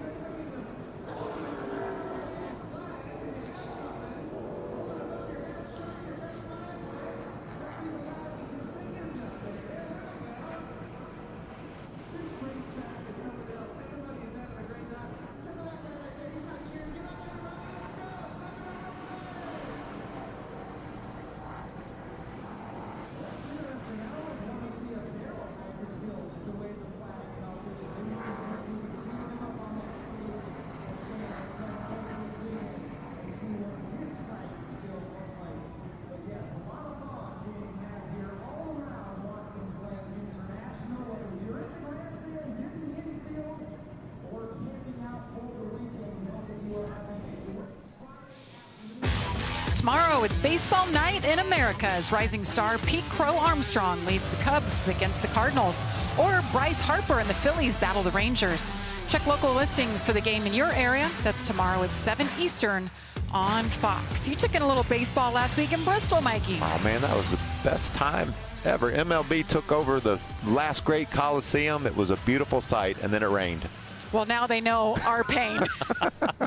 But I loved every second of it. There was so much energy there. The players just were in awe of how beautiful Bristol Motor Speedway is. Got to have a lot of good times there. Great coverage. Got to watch it. Unfortunately, they had to make it a two-day event. We're choosing it up here. Got some strategy. Christopher Bell, you see, is leading this race. And you see laps since last pit. So you see Bell did not top off. The first to top off here is William Sawalich down in 7th. What about Gian Buffalmante? He's in 5th position in that 22. He stayed out along with Brant Cruz. So it's another one of those restarts, Regan, that we saw just now. Frankie Muniz locked his wheels up, and we had a big crash. What happens here? And I think guys that haven't been up towards the front all day long, we're going to have to keep our eyes open for that same thing to happen again, Michael. Truck balance changes a little bit in those braking zones. Now you're trying to go in with guys that are quicker than you, and you're trying to keep up with their braking zones, and that's when you get the lockups. Here we go. Now Stuart Friesen at home recovering from his injuries, watching his truck, the 52, lead this field to the restart on the 3rd and final stage of this race at Watkins Glen. Christopher Bell, Tyler Ankrum, Andres Perez, Matt Crafton up there, and Buffalmante, the top 5. Look at this drag race. Down the hill into turn 1. They keep it clean, 3 wide behind them. Much different than the last one-lap shootout we saw. So far, it still looks wild to me, Jamie, and we've got trucks that have been faster all day long back in that pack. Where you see Sawalich, you said he's the best guy on this restart with enough fuel, we think, to make it. What do these guys have in mind of making it to the finish on less fuel than the others? Brent Cruz in the 70 truck on strategy has found his way up there. Brand new race team, sold his Trans Am team, got himself a truck, and here he is running. They've been in the top 10 in practice. Great speed. Now they find himself battling up in the top 10 once again. What about the veteran Matt Crafton, champion trucker, right up in the top 5, doing a nice job here today. Had struggled early, had to make some great adjustments to that 88 truck. Did make great adjustments, and you know, if you'd have told them on lap 5 that this is where they'd be running at this stage of the race, I think Matt would be very happy about that. As we take a look at the foot cam, this is on Christopher Bell leading the race right now, and this is one of my favorite shots that we have across motorsports, really seeing what these drivers do and the tap dance that they have to do, Michael, with the feet, and how perfect you got to be, full throttle all the way up through the S's. And we talked about it earlier. Here in just a moment, he's going to try and grab for 4th gear. And that is a tougher shift than you think, because everything's pulling to the left and you're trying to pull that gear to the right. Let's see if he rolls off that throttle any. Nope, wide open all the way down the straightaway. We don't know that he has enough gas to get to the finish. Does he get enough a gap and then tries to start playing with that gas pedal? And I think that's exactly the game plan, right? Get as much of a gap as you can and go into save mode if you have to, because he's, as we mentioned, one of those guys that did not stop, and that's what got him the lead and got him the track position. And it's tough to argue with crew chief Jimmy Villeneuve on the fact that he wanted the track position he's been looking for all day long. What about Andres Perez? We talked about the speed all day long of that 77 truck. He's racing into the 2nd position around Tyler Ankrum. Yep. Yeah, that's fast. He could go put some heat on our leader, Christopher Bell. Andres Perez ran top 5 most of the race and then slipped back and fell outside the top 10. Now he finds himself back out up front, 1 second back from Christopher Bell. Corey Heim, we see he's in 11th position, just made a nice pass, got up to 10th, racing back there in territory he hasn't been all day long. And that's exactly what I was just thinking, Michael, is a little further back than what he's been all day long. And we've heard about different drivers talk about how it's changing their trucks when they get further back in the pack, and a lot of space to make up for him right now. Amanda, what do you got on Corey Heim? Yeah, back to that slow stop, there was an issue with the rear end from Scott Zipadelli, but very slidey right there, but Scott said everything should be fine going forward. Wow, he put that thing sideways through the bus stop. I don't think there's anything wrong with the truck. I just think he was trapped back in traffic and he's just fighting his way forward. You could see how hard he's driving it. That was crazy. Giving it everything he's got, and you know, the bus stop, we keep talking about it. You'll see right here, got to be very careful. If you catch it just wrong and he just got a little more air than he wanted to, and that correction put him off into the dirt on the right side for the exit of the bus stop chicane there. So Corey going after it right now, and I think part of what he's going after it for, Michael, you mentioned it, he's got to get up there and put pressure on Christopher Bell so Christopher Bell can't save fuel, because I don't think sitting here we believe Christopher Bell can make it to the end of the race as it sits right now. Corey Heim has dominated this race, led 34 laps, but remember, he's one of those drivers that topped off, and that got him back in traffic and just having a struggle right now, back in 9th. Trouble for Parker Kligerman in the 75 truck. That's unfortunate. Parker, birthday today, birthday boy, not going to necessarily like this outcome here in terms of what's going on. Looks like maybe a flat tire on that truck somewhere, potentially. Racing for Charlie Henderson's team. Charlie passed. This is the first race the truck is back. I know Parker had high hopes on his birthday to deliver for Charlie. That's a shame. Turning 35 today. Can keep it down there, make it to pit road as the leader comes around. Christopher Bell, the 2017 Craftsman Truck Series champion, back with us for a one-off. Got to be a big smile on Stuart Friesen's face right now. Absolutely. He Jess and Parker watching at home. See if we can see what happened to the 75. He was running in the top 10. Looks like just is that a left rear, Regan? I think it's left rear, yeah. Just as he got to pit road, looks like left rear, and had to nurse it all the way back around the track, and that is a long lap. That's painful, isn't it? Part-time team. It's the little team that could. Fastest truck on the track last. Save what you can, but Andres Perez is he's the fastest truck on the track last time by, and the second fastest truck. If you were worried about Corey Heim and his rear end or even his issues, he's second fast. So the 11 will be coming. Todd.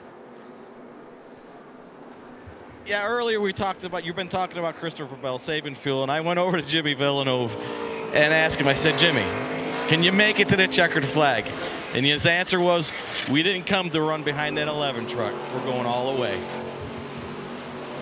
So it doesn't say where his confidence level is, but that's the game plan. That's the bed they made. I think I heard his confidence level in his voice with the radio we just aired when he said, save what you can. That was not an easy going save what you can. That was a get me everything that you've got right here. But with that said, I like the call. They hadn't been able to get by Corey Heim to this point in the race. So if you follow him and continue to do the same thing as him all day, Michael, you're not going to find a way to win the race doing that. So put it in your driver's hands. You got a veteran Cup driver who knows how to save the fuel. Put him up front and try to let him save it. Well, he's saving fuel and hoping they have enough to get there. The guy in the best position fuel-wise is running in the 4th position, and that's William Sawalich.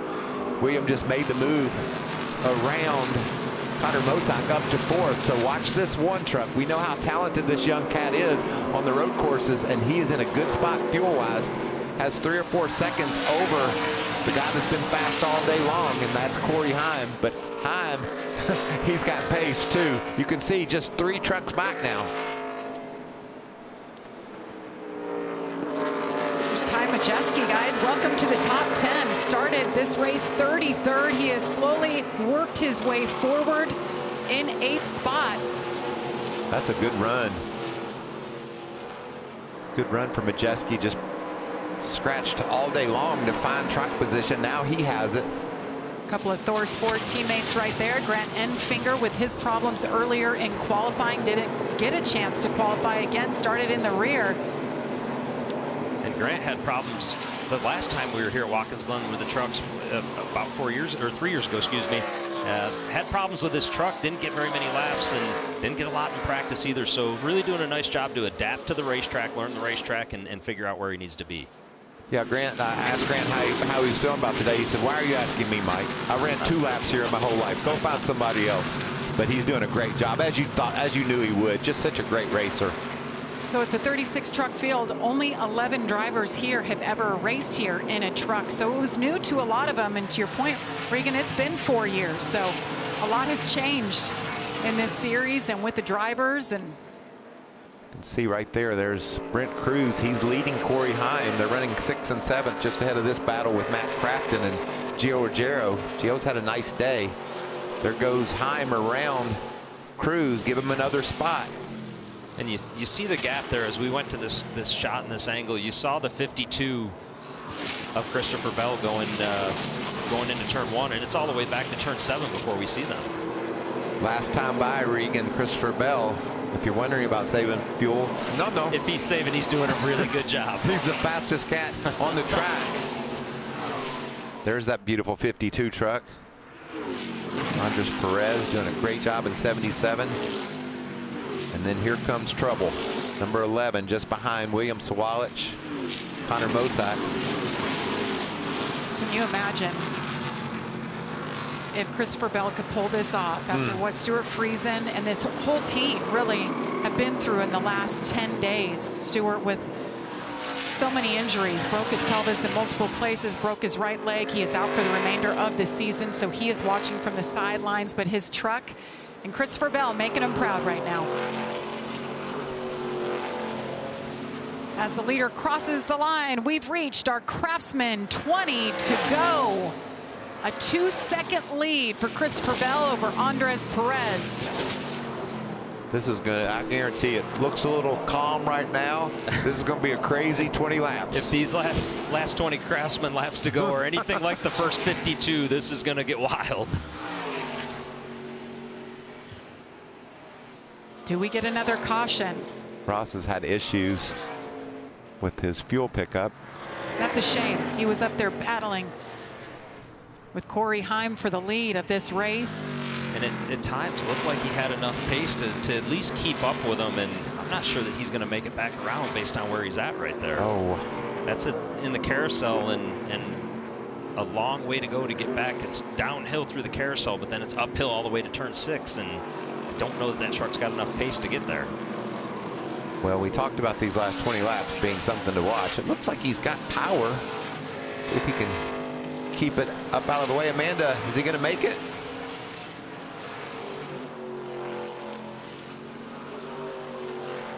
Well, as you see Rostes saying they're trying to make it back. His team saying, I know that you're having issues. It's been a fuel pump issue for Rostes team time after time again. He's had to come down pit road and to top off and to go back. He just, during the last pit cycle, he came down 3 different times to take fuel. So if he can make that truck back, they'll see what they can assess here and get him back out if possible. Matt Hill's having same troubles too.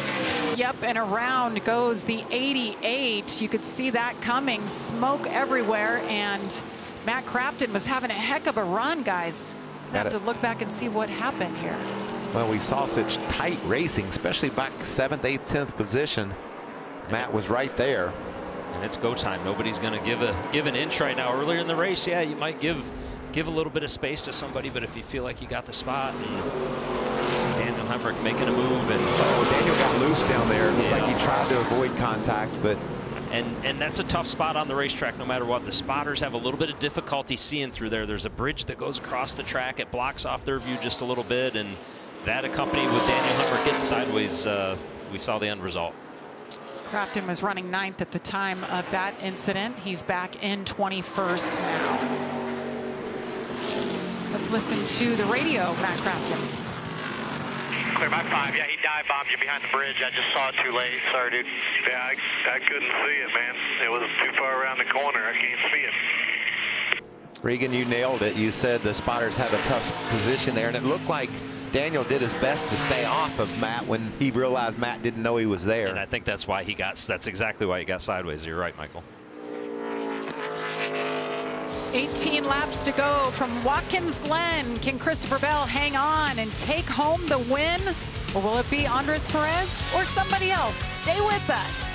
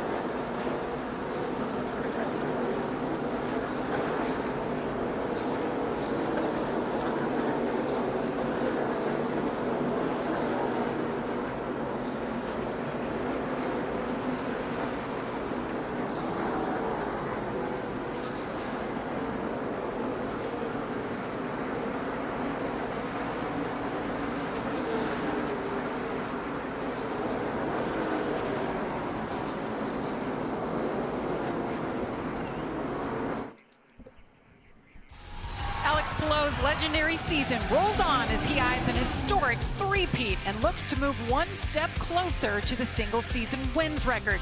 That's happening at the Grand Prix of Portland, Sunday at 3 Eastern, only on Fox. What a year he has had. Never had won on an oval, and he does it at the Indy 500. He could lock up the championship for the 3rd straight time on Sunday. Back here at Watkins Glen, Christopher Bell just clicking away with a 3-second lead over Andres Perez. But guys, who's in a good spot right now and who's not? Well, and that's what we keep thinking about, and that's not a good spot right there. Corey Heim clearly missing the bus stop chicane. The rule is if you miss it, you've got to hit pit road, or you've got to come to a complete stop in the bus stop. So not a good situation for Corey there. We got a report from Amanda during break that he was experiencing some brake fade, and that could be exactly what happened there.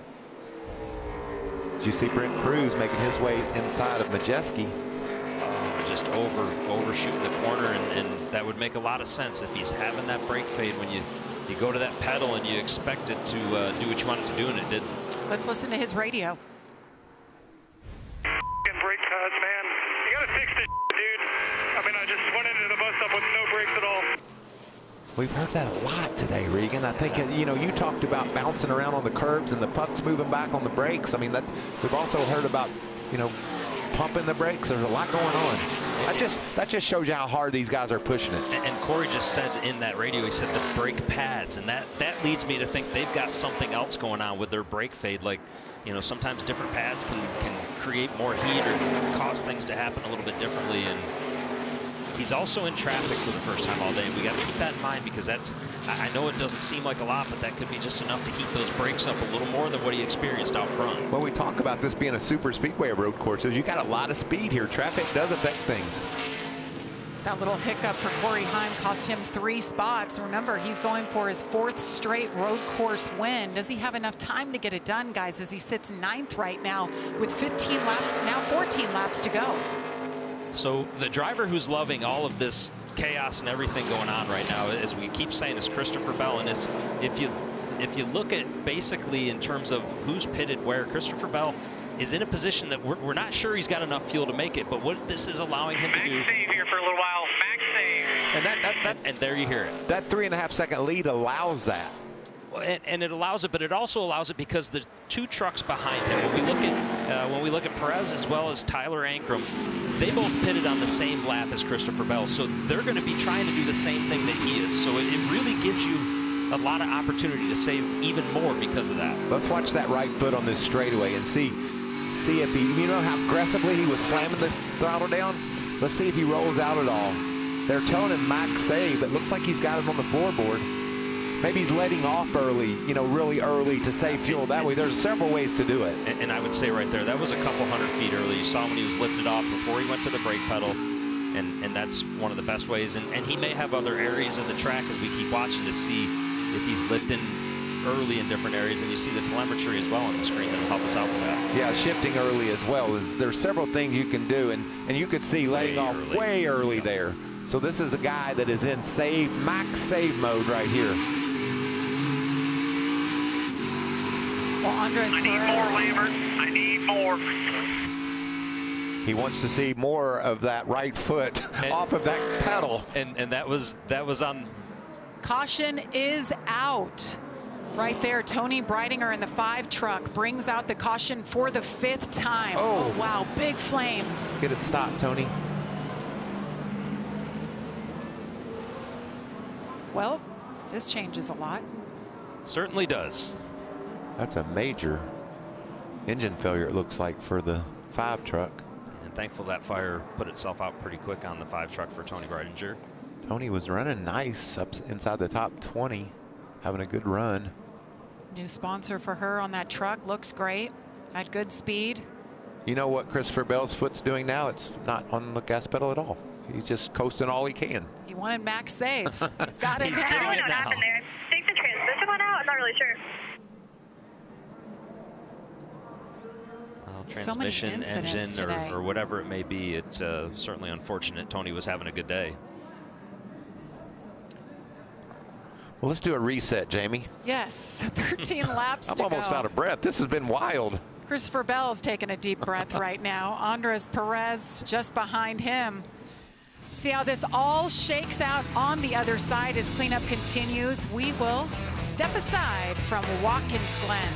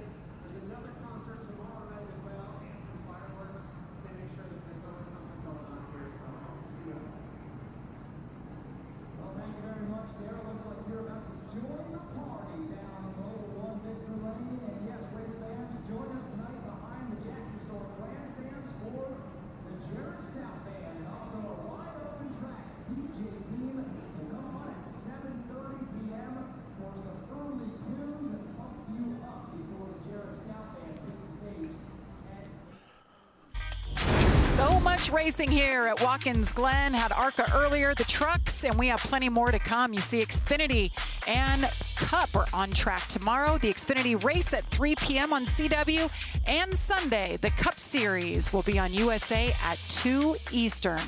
And I believe it's going to be gorgeous weather all weekend. So that is a treat for all the campers, all the people who have shown out. You know, the drivers, they love to come up here. The fans love it. It's just beautiful. And you're from this neck of the woods, Regan. I am, and was actually up there about 3 weeks ago, Jamie, in central New York, upstate New York. It's just a beautiful region, and glad to see they're going to get good weather for racing this weekend. Some of my earliest memories at a racetrack were at Watkins Glen, and they have stuck with me for a lifetime. Did you ever watch this guy, Michael Waltrip, race there? I did a few times, and I think I might have seen his first race there, actually, potentially. It's funny, I raced there for the first time as a rookie in Cup in '86, and Regan was 3 years old. Not quite 3 yet in '86. Running around in the infield, having a good time. Great memories. This track has just always been a special place for NASCAR, and the fans make it that way. Just feeling all the energy. That's right. So much energy and, you know, so much emotion. Regan wanted to win at his home track so much that when things went sideways, oh man, we saw this side of Regan is fiery, isn't he? He loses his mind. sometimes. And this was a chance for you to win at home. This was, and you see the restart there and the contact. And oh, yeah. Hey, Ty Dillon. Every opportunity we get to show this video pops back up again. And you know what? It was. You didn't like the hat he was wearing. Well, yeah, it was. We went ahead and removed it for just a little bit, and I hope nobody can lip read right now either, because I'm sure that both of us are saying things we didn't really need to be saying. But that's part of the passion of motorsports. That's part of the passion of what these guys are doing. And listen, we may see that before this race is over. And I do have to point out on that video, I actually went to Brendan Gaughan and had a conversation with him prior to going down to Ty Dillon, because I had another incident later on in the race as well. It was a busy day. You were fun to cover. By fun, do you mean? A lot more fun being my teammate here. Do you feel like it's been a while since we introduced the Craftsman 20 to go? It's been a while. Here we are with 10 to go, a total reset here. We know Christopher Bell is saving max fuel now. We also believe, I believe, Regan, the brake issues that the dominant truck today has had, Corey Heim, they got to be better now as you cool things down. This is got to be a good break for him. He's getting a little bit of air to those brakes, getting them cooled off just a little bit. Michael, you're 100% correct. You know, Christopher Bell, max save mode, that's going to work out well for him. I don't know that it's going to be enough quite yet, though. I don't know how confident I would be in that yet. I'm watching you with your calculator, and you're getting close, but you're not quite there yet. But just remember, keep your eye on the one truck. The one truck of Williams-Swalach, he is in the best shape fuel-wise, and he's got a fast truck. Pits are open. We have a couple takers from deeper in the field. Is that Gio Ruggiero, the first one leading them down? Gio Ruggiero, and I see Sammy Smith. Connor Zilic. Connor Zilic in the 45. See all that speedy dry. Tony Breidinger had that big fire. She brought it down pit lane. There was a lot of oil on the track. This will be a chance for Connor Zilic to get back on the lead lap. Reset his race after that spin. There's the 45. Gosh, he was fun to watch till he went around, had his problems.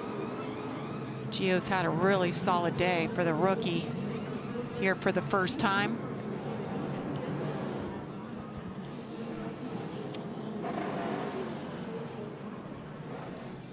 Getting a report that Spencer Boyd was ahead of Connor Zilic and will get the free pass. That's a tough break for Connor, man. I thought that was going to be fun to watch him come from the back. Maybe there's another caution ahead of us. And an issue here for Ben Rhodes. Slow on the right rear. Something wrong underneath. He hadn't made very many moves, Jamie, since he won that second stage. He was stuck just outside the top 20, so you can see they're making a major. They can't make the adjustment. Something's broken underneath, it looks like. And you see the crew member, he's putting a jack stand underneath that truck just to make sure if he goes under there to start working on it and something happens that doesn't fall on him. Todd, what do you got on Ben Rhodes right now? Yeah, Regan, about 10 laps ago, Ben actually came down pit road under green. He thought he has a drivetrain issue. Doesn't know what it is. Doesn't know if it's the gear or the drive shaft vibrating, but it's got a bad vibration. They don't know what it is. Doug George said, don't worry about it. Just keep going. But obviously they came in to check it out. Well, and you know, that's good information to have there. And I think now you look at their strategy early on in the race, and it definitely is going to pay off that they did what they had to do to get those points early on by doing a little bit of an alternate strategy for everybody. And everything he can get from this point on is just going to be gravy if he's got this kind of an issue. This team is overachieved today. Hopefully they can finish it off with this 99 truck. We got them lined up, Regan. Watch this. 9 laps to go here after the restart. Can we hold our breath for 9 laps? That seems like a long time. I feel like I've been in the gym for the last 30 minutes. I'm wore out. This has been so crazy, so much to follow and so much fun. Guys, look at this front row. Christopher Bell, who's an unbelievable talent, who's been doing this for a long time. And then you have the rookie, Andres Perez, who's just holding his own. You saw the little clock on the pylon next to his name earlier. That means he's turned the fastest lap of the race. He picks up an extra bonus point for that. And you know, Jamie, I'm not surprised by this. He's been fast at times all year long, but today he's making a statement, and he's in a position to win this race. Well, and when you look at the points and look at where he's at, what is he willing to do to win this race? Probably more than anybody else up front right now. And what's that 11 truck back in 7th? What's he thinking right now, knowing how fast it's been? We're getting ready to find out. Remember, Corey Heim, even though he is moving through the field, he's been complaining about those brakes. That was the problem. As we are racing once again, great restart for Christopher Bell. They are fanning out all over the place. Look at Corey Heim. Ty Majeski tried to block him. Oh, damage for Grant Enfinger on that left front. It almost looked like maybe Grant got turned into the turn 7 wall on that restart potentially, or something in that area of the track. We stay green. So far, what a great start there for Christopher Bell. And look at Corey Heim making moves. Can he get there? Great run for Connor Mozak in the 81. This is his style of racing, but he has gone to work. I talked about William Swalich. He's up to 3rd now with the most fuel of anyone up that far. Keep that in mind. Hey, look, the 15 truck in 8th. Tanner Gray just became a dad for the first time on Monday. Jet Austin was born, so congratulations on your baby boy. And now could possibly get a top 10 finish here. Yeah, heck of a week for Tanner if he can piece all that together in 1 week. Gio Ruggiero pitted under that last caution. He's just outside the top 10 in that 17 truck with fresher tires. See how far he can make it up toward the front. There's another move being made by the 11 Heim. He's down inside of Tyler Ankrum. That's for the 4th position, Regan. And Corey Heim doing exactly what he did earlier in the race. When he lost the lead, remember Ross Chastain was able to get by him relatively quick, and he's making quick time getting around some of these trucks that he's behind on this restart, that he's going to have to keep doing that. And 2 of the trucks ahead of him are starting to run on fumes. And that's the trucks in 1st and 2nd. Oh! And around goes Tanner Gray. We were just talking about him. Caution is out. 6th one today. Brent Cruz just behind him. I don't know. There was a little help there. That was a big hit. That was huge. You know, the later it gets in the race, Regan, the more you're going to block. And when you block, you take a chance of a guy hanging it into you. And if that's what happened, it had every look if that's what happened, a block, or maybe someone just got aggressive and got a hold of Tanner. And we'll see what happened. Definitely not an area of the track that we see incidents a lot. Block so to the left. Majeski behind him. And you're right, Michael. That was a double move, basically. And Majeski said, okay, I'm to the outside of you. I'm not going to lift again right now. And that, you know, that's a hard one as a competitor to figure out. You make one block, get by with it. You make the second one and you get wrecked. You know, it's almost hard to blame the guy. Yeah, and that's there. You know, you hate to talk driver code or anything like that, right? But the first move you can deal with. It's part of racing. I was always a believer. The second move, okay, I've already said you got me on this first one, but if I make a second one, I'm going to stay put. And you know, Ty appeared to stay put there. And let's see if we can hear what Ty had to say here.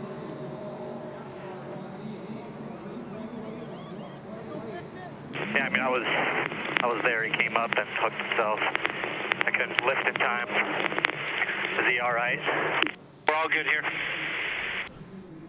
Crew chief, or talk between the crew chief and driver there about what happened, and then the concern for Tanner making sure he was okay.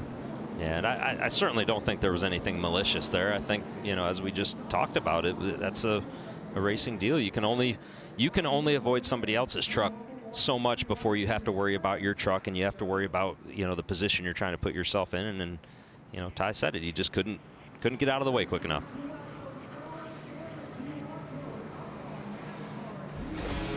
We will step aside as we remain under caution for this incident. Huge hit for Tanner Gray. He was able to drive it back to pit road.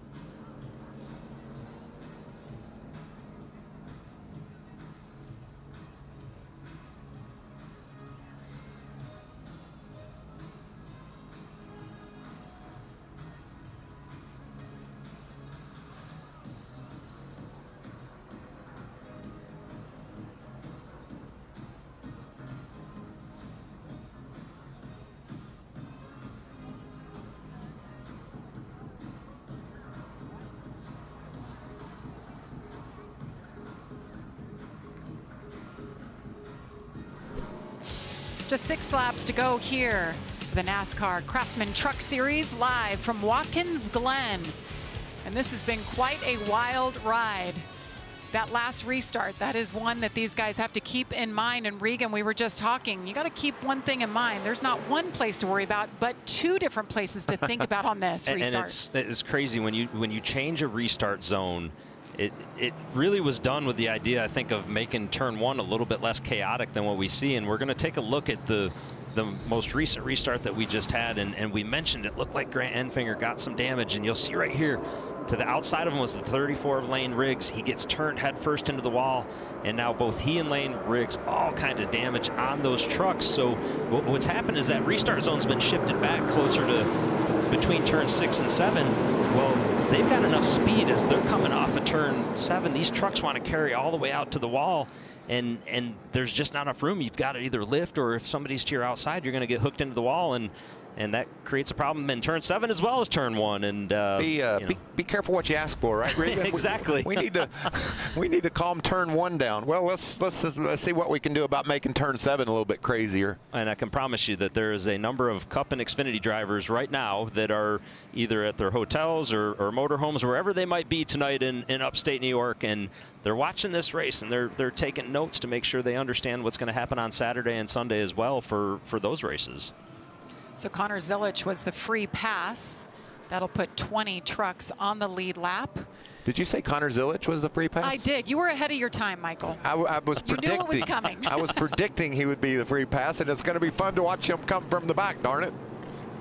Regan, how's your calculator? How are we feeling about the laps of caution? And we've got to say, this is, if we don't have overtime, remember, we tend to run into each other a lot late.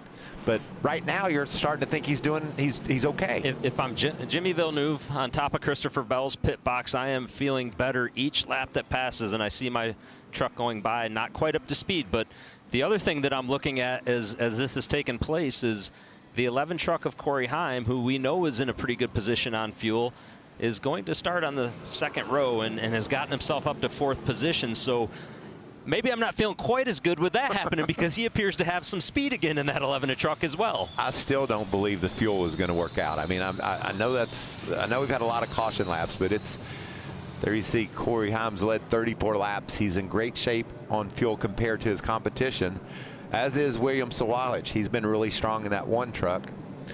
We saw Brent Cruz peel off from the 9th position to pit road. He had pitted on lap 38, just like Perez had 1 lap after C. Bell, but he felt like he needed to come get gas. You're making me more nervous, Michael.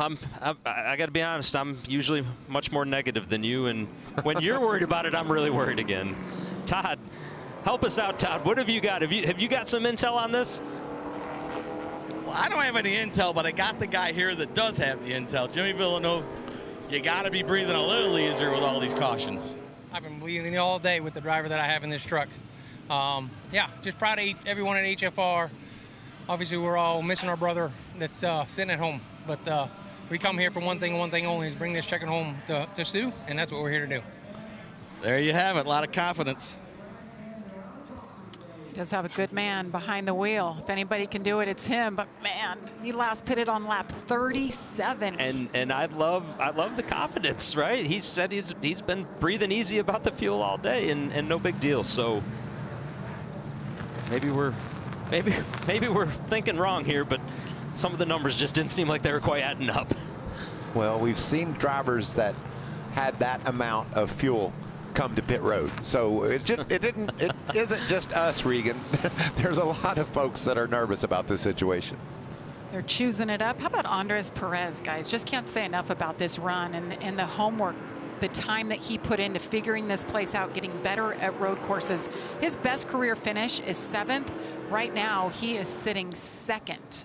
And no matter what happens, what a day this can be for him. If he finishes this off and keeps it up there in the top, even just the top 5, what a day it is. But you got to believe he's wanting more right now as he's sitting on the front row. Well, it's been such solid, fast restarts for Christopher Bell. He's put a truck length on Perez by the time they get to that 7th turn. So we'll see if Christopher can perform again. Look at Corey Heim lurking, row number 2. Lurking. I like that. This guy overcomes so much and always finds a way. And here we go. Green flag in the air once again. Watch for Heim pushing Sawalich. Nice start by our front row. Thought maybe they could get a run on him, Regan. That didn't happen. William Sawalich taking a look. Andres Perez locks it up. Look at Connor Mozak on the outside making a move. Remember that 11 truck of Heim. He's had some brake issues. See if he can keep it together here as he chases victory with just 4 to go. Gio Ruggiero in the 17. He's not finished yet. Picks up a spot over Ty Majeski. He's got fresher tires, a better situation as he looks. Sawalich looks to the inside. Oh, contact. They both go wide. And that is the challenge with trying to make a move into the bus stop is you have the potential for that to happen. And while that happened, Corey Heim was looking through as the seas were parting and thinking, thanks, guys. So here we are. We've got our battle that started this race. Will it finish like this? Watch these guys as they work down. Oh, around Ben Rhodes. Can he keep it going? No, this is going to be another caution. That's going to set up overtime. Oh my goodness. Ish. And Ben, keep in mind, was just on pit road and told his team he had an issue, thought maybe it was a drivetrain issue with a severe vibration on that truck, and not sure quite where it happened, but it looks like the left rear of that truck is off of that truck. Yeah, Did you hear the team? wheel was going faster than the trucks. They said a wheel came off. It went rolling fast toward our camera. We saw that jack stand underneath the right rear of the truck. Can't quite tell from that angle right there, and certainly Ben's got the window net down, so that's the first thing and most important thing. Window net is down on Ben Rhodes, but this is one benefit of stage racing. He has points to show for his day, because the way that it just ended for Ben Rhodes, he would have nothing. So he got those 10 extra points for winning stage 2. Yeah, he'll need some help.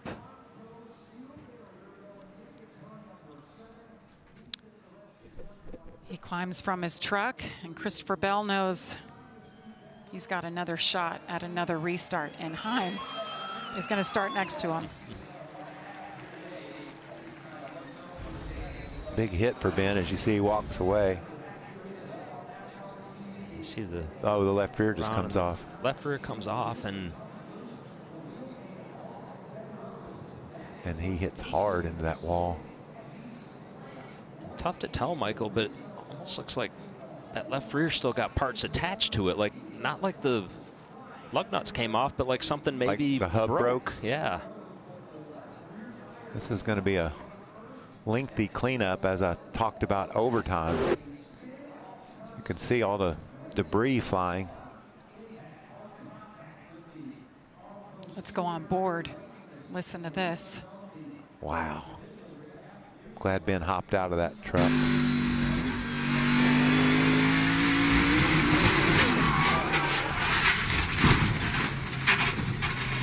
You see Ben get his hands off the steering wheel, and once you know that you're in that position on a road course, you got quick steering boxes on these trucks, just go ahead and get your hands off the wheel. Don't get wrapped up in a spoke. And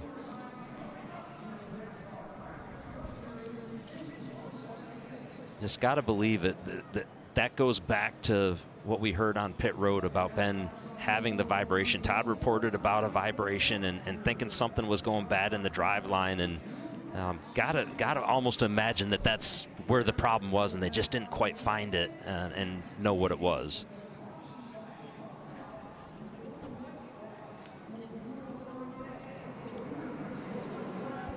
Look at Connor Mozak, guys, had fought his way, gained a couple spots after that restart. He's up here to run with Corey Heim, which he did in the Arca Menards series. Well, also Gio Ruggiero. We Right. talk about Ben's point situation. Gio has just been solid today.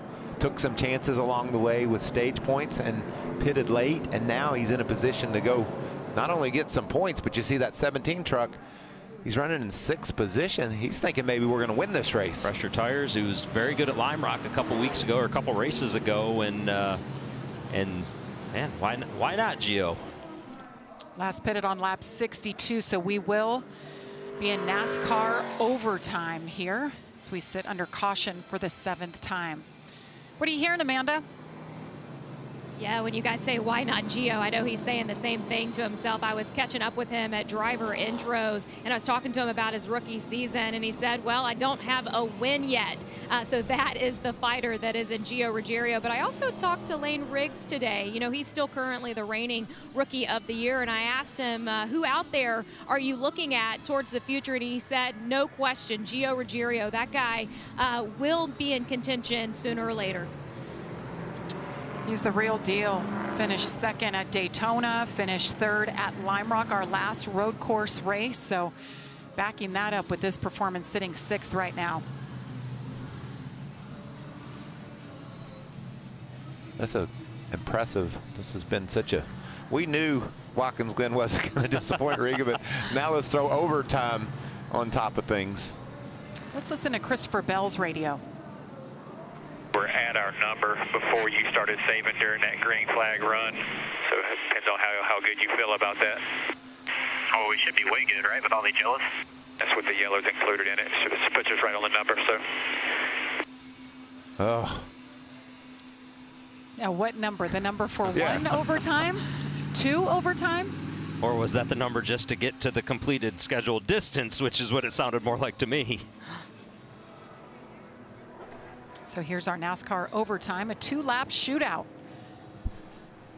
And I think the part that can make all these guys nervous is a yellow flag will cause another restart. So absolutely, definitely going to be you know, be a little bit of a nail biter. And oh, by the way, look at the 2 trucks that are going to start on the front row.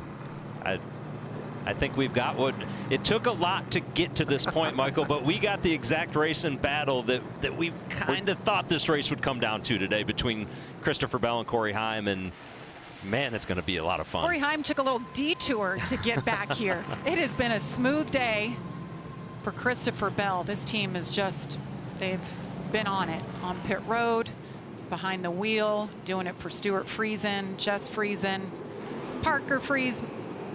It's just a family affair. We're all thinking about you guys as you watch from home. We'll see how this one shakes out. Let's listen to Corey Heim's radio now. 52 saying they're right on their number here, so keep your eyes open, be ready. They're listening to radios like we are. Yeah, this overtime is, I don't think it's going to work well for Bell. I hope I'm wrong. I'm pulling for, everybody's pulling for Stewie and that team, but man, it's just going to be a difficult stretch, it appears. I know one thing that Christopher Bell wants overtime to do is start right. Let's start right now. Let's go. Let's don't mess around anymore. I think the track's clear. We need to go racing. So we'll go green next time by.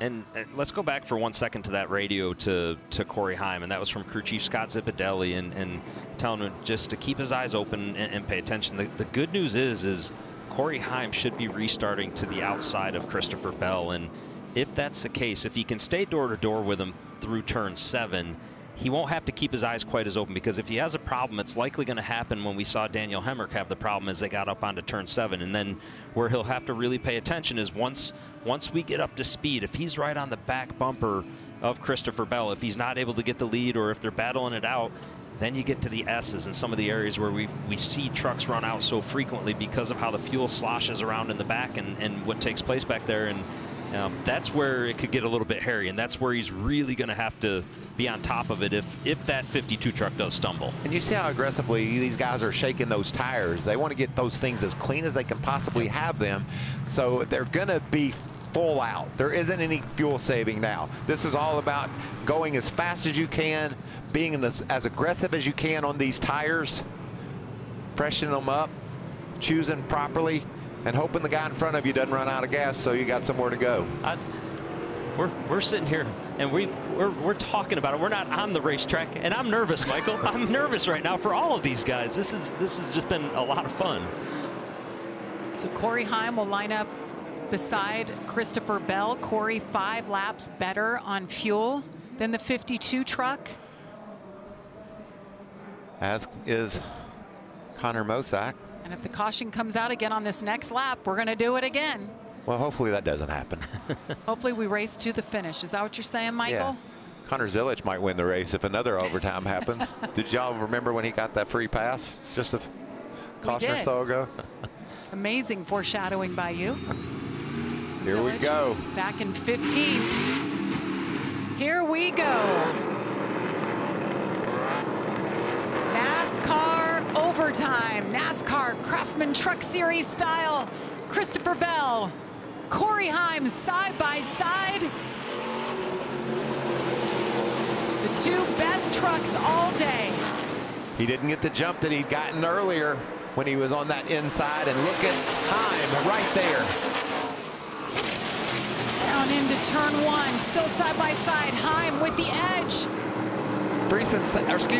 Bell sideways, runs Heim up the road. Look at all this traffic coming. Heim takes it to the lead. Tyler Ankrum almost had second. Christopher Bell hangs on. Gio Ruggiero making the move on Mosack into the top 5. You can see the damage to Christopher Bell's number 52 truck. Just a little contact as they went through turn 1, and he was trying to save that truck when it got a little sideways and keep it off of Corey Heim. Oh, Mosack around. Connor Mosack was running 5th at that time.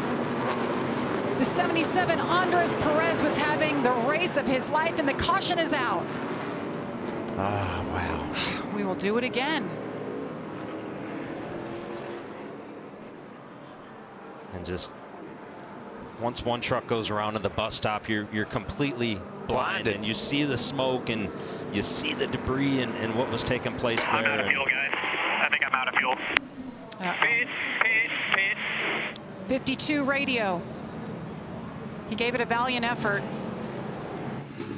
Didn't have enough for a second overtime. Remember, Corey Heim pitted 5 laps after C. Bell did, but he's not saved 1 ounce. You know, he's been running flat out every lap, trying to get up through the field. So don't think this is necessarily good for everybody. And that's a great point, Michael. It could be getting close for all of these guys right now. And if that is the case, Gio Ruggiero had pitted on lap 62, took his tires then, and could be in the best position here. And I don't, we talk about foreshadowing. Connor Zilic is up to 7th, and he pitted that way after everybody. Might he win this race still? Is that a stretch? Look at that 45 truck. He's in a position to do so. He has done some battle today. He was stuck in the sand pit. He went to the beach for a while, got help out, was a lap down. Let's see what caused this mess, Jamie.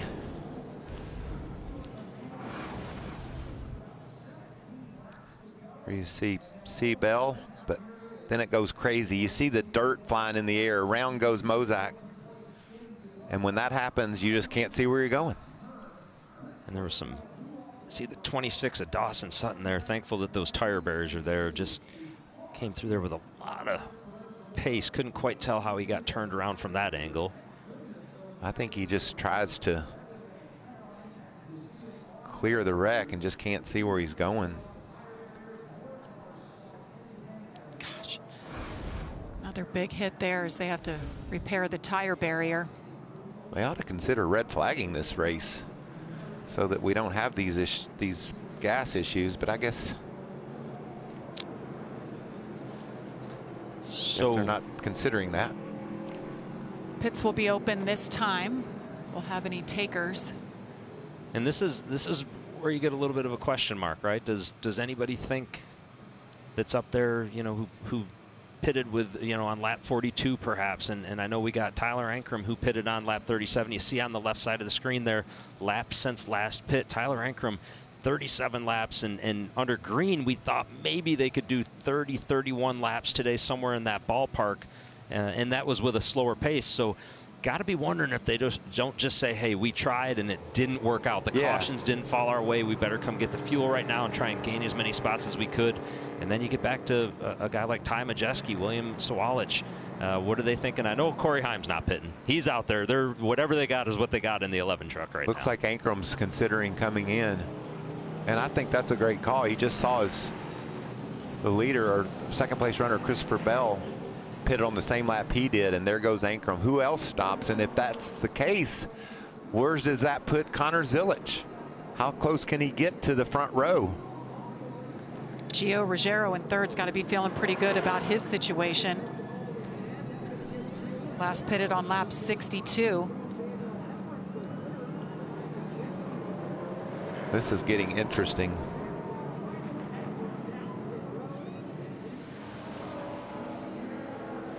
Corey Heim. How close?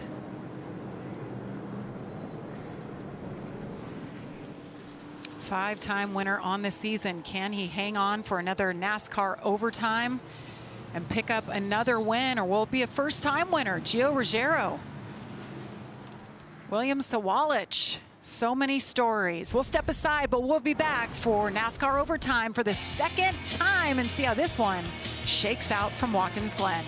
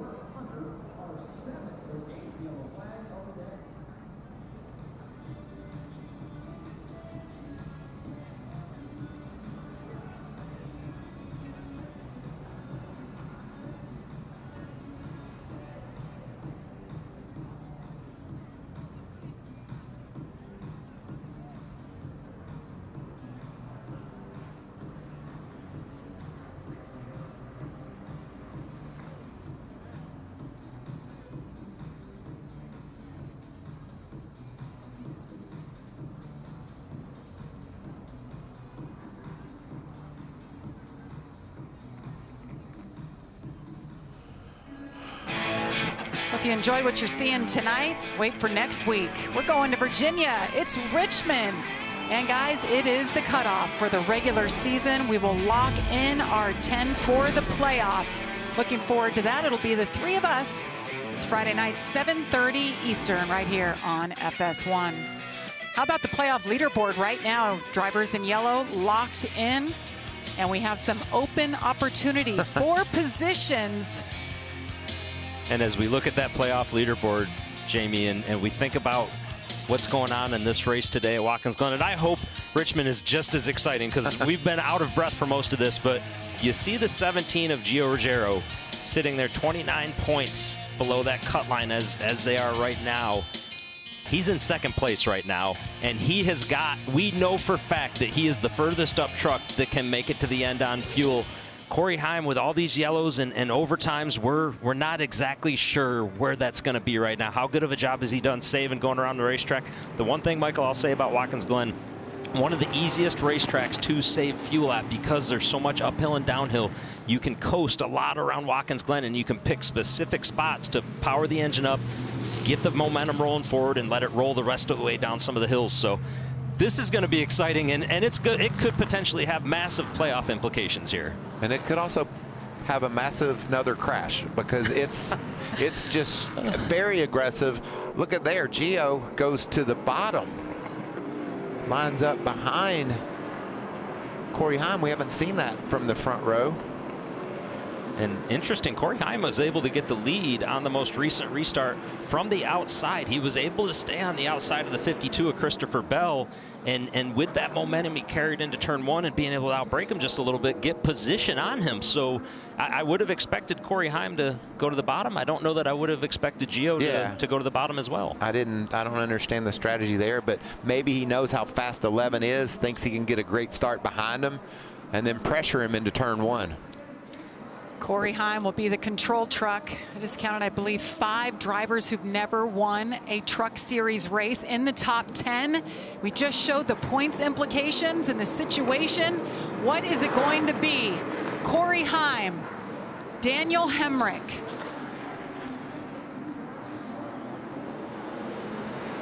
Out of turn 7. Down the straightaway, you see the green flag in the air. Can they keep it clean for one more lap to see the white flag? The next flag after that will end the race. And there's a lot of trucks back there, Jamie, in the 6th, 8th, 10th position that are thinking win. They've got enough fuel to get there, and they're going to be charging. If they make it back again, it's going to be close. Corey Heim, a master at restarts. Up through the S's. Whatever Ruggiero's plan was on that restart, I don't think it worked out. No. He's stuck behind. And Daniel Hemrick did equally as good of a job to be able to clear him immediately down the front stretch. We do see a little smoke off of that 19 truck, and lots of blocks further back into the bus stop here is, Connor Mozak, and now we got another one. Jake Garcia around, and all kinds of trouble again in the bus stop. And the caution comes out. I was afraid of that. 2 corners from seeing the white flag. Grant Enfinger, his tough day continues. Had a good day going at one point and had that contact with the turn 7 while on a restart. And now the 11 truck, and I gotta believe Scott Zippitelli is sweating just a little bit more now in terms of the fuel. He's obviously got 5 wins this year, so they're willing to risk it, but got to be getting closer. Let's listen to Corey Heim's radio. This is just ridiculous. I mean, just get us back to the light. Yeah, just do the best you can saving here. They're not ready to bring it in yet. Well, and really no reason to bring it in, right? You've got the 5 wins. You've already locked up the regular season, so the only thing you've got left to race for right now is those 5 playoff points that come with a win. So stretch it as long as you can, even if it means running out under caution. You just keep going for it at this point. But Gio Ruggiero, he's on that running 3rd right now. How hard do you push? Because you have to think about points, but you also know that if you win the race, you are in. He don't care about a point at all. At this point, you go win. It's just all about getting the checkered flag. Control your own destination. That's the best way to do it. Cleanup continues on that tire barrier. Again, we've seen that a couple of times today. This is just one of those spots. It all started when Connor Mozak, I think, went around, and then that just blocked everything up, you know? Yeah. Just very, very similar to the previous restart. Once one goes around, you just don't have anywhere to go. It looks like contact from Ty Majeski jumping off the curb into Connor Mozak, and it's just, Michael, it's so tough to go too wide through that bus stop in any scenario unless both vehicles are just going so slow, and that's not going to happen at this stage of the race. You saw right there Majeski into the side of the 81. And then, whoa, Village just barely sneaking by. Grant Enfinger not so fortunate.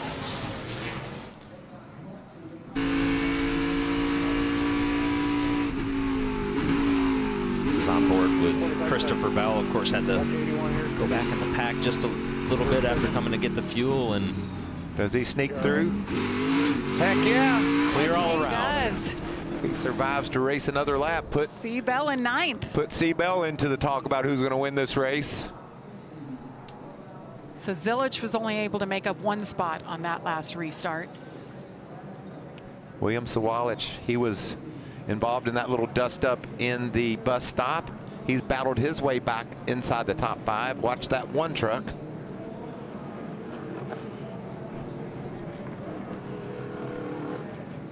So the 9th caution on the day. That's got to be some kind of record. I feel like we were so calm in the first stage, were we not? You don't think, you know, the guys see the laps are winding down. We're in overtime. The sun is setting. They're just... Look at all the damaged trucks. I think every truck has some damage. And something else I want to point out real quick one more time here. We talked about Corey Heim already. As we look at the left side of the screen and laps since last pit, we're questioning if Corey Heim is going to have enough. There's 2 other trucks in there that we've got to question a lot right now. That's William Sawalich and Ty Majeski. And you know, as you start going down through those trucks, we'll have to see if anybody decides that it's just time to throw the towel in, much like the last caution here, and the pits are open now. So we're going to have that answer pretty soon.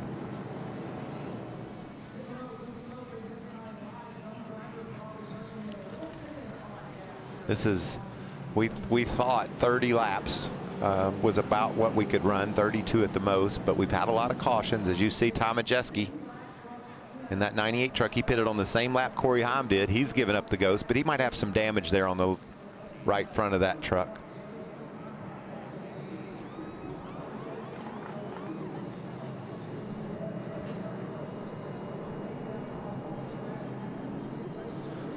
Trying to listen in on the 11 to see if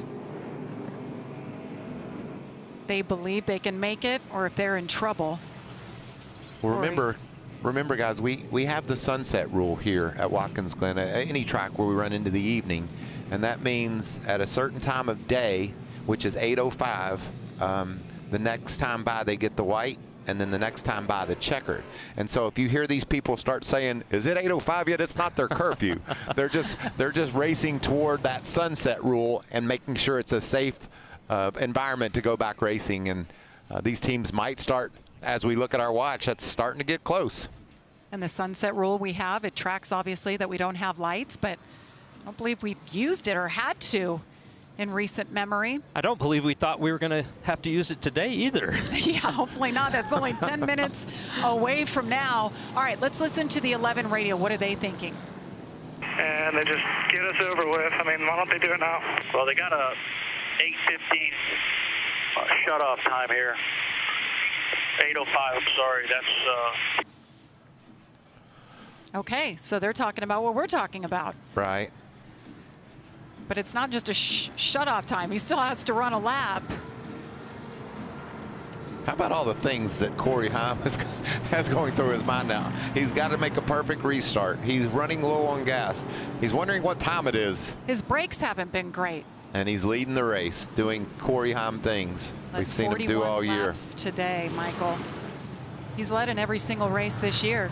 And what about Daniel Hemrick? I feel like we haven't really said a lot about him, but found his way back into position. Think about back to stage 1 in this race when they had a perfectly timed pit stop and they got on pit road on lap 11 prior to the caution coming out. They were the only truck to do it.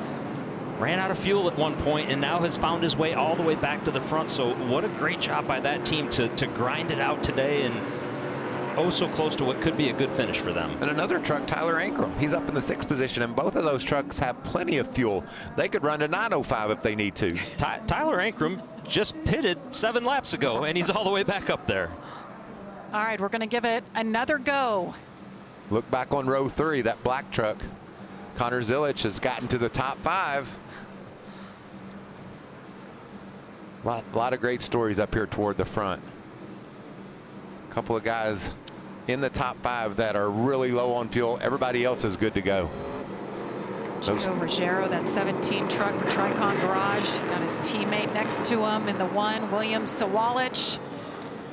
And here we go. There is the restart zone. NASCAR overtime number 3. Corey Heim rips it out of there like he has all day long. Does Daniel Hemrick have anything for him? with a strong run. You got to wonder if that 11 truck stumbled, got such a good launch. Hemrick not able to hold to the outside. Gonna try and cross back over here. I don't think he's there. Get up next to him. Nose to nose. Slides. Corey Heim takes the lead. That's going to open the door for Gerald because of the slow run up off the S's. Can he make a move on Hemrick? You see smoke off of Hemrick. He's had that smoke for the past couple restarts, so it doesn't appear to be a problem. Let's make it through the bus stop, This guys. is where we've had the trouble. Get through it clean, guys. Corey Heim is on it. Does he have enough fuel? Look who's up to fourth. Christopher Bell racing back into contention. Christopher Bell had to pit for fuel. Swalich looks like he's out. Had a stumble there. Daniel Hemrick staying right on Corey Heim's bumper. He knows he is close on fuel. And here we go. Going to see the white flag here.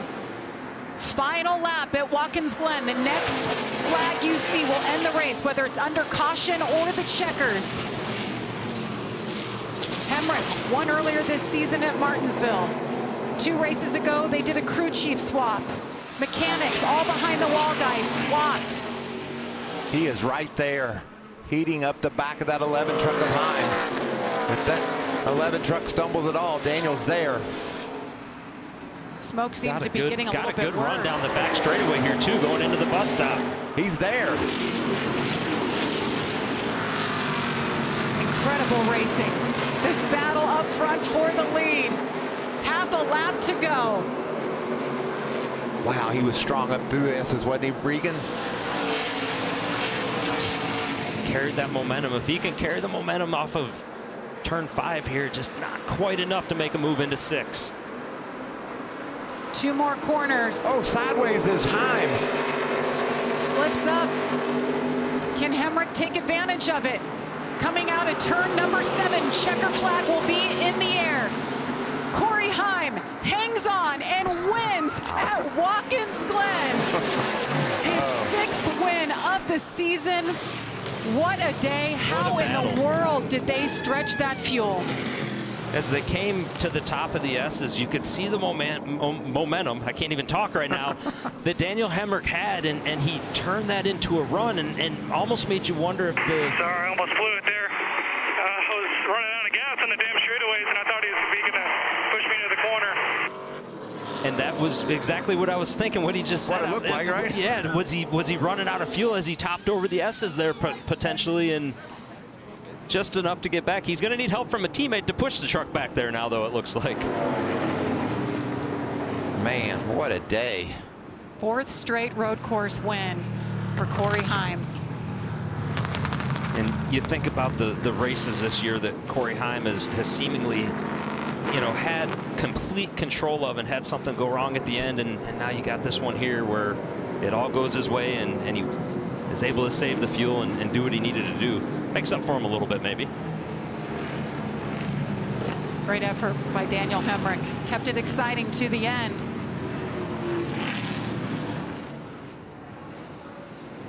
Just unbelievable what that team is able to do and just how they deal with adversity. If they have any hiccups or mechanical, it's like they have a plan and they're able to fight back and fight through.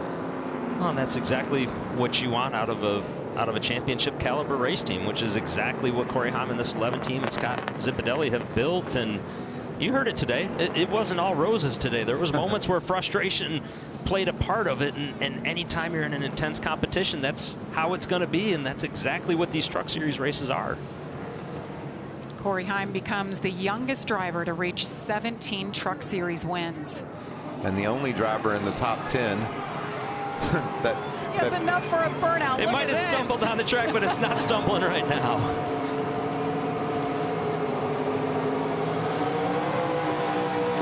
That's happiness right there. David Gilliland, so happy. What an effort Tricon Garage puts out. 5 trucks every single race.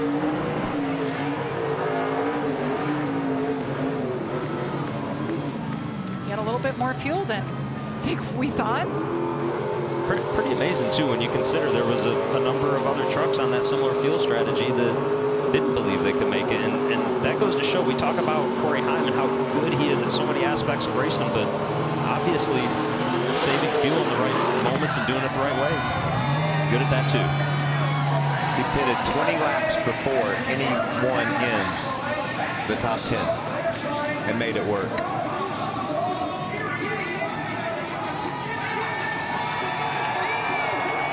That was a team win, a team effort right there, and it is Heim time. Yeah, it's 8:05, right on cue.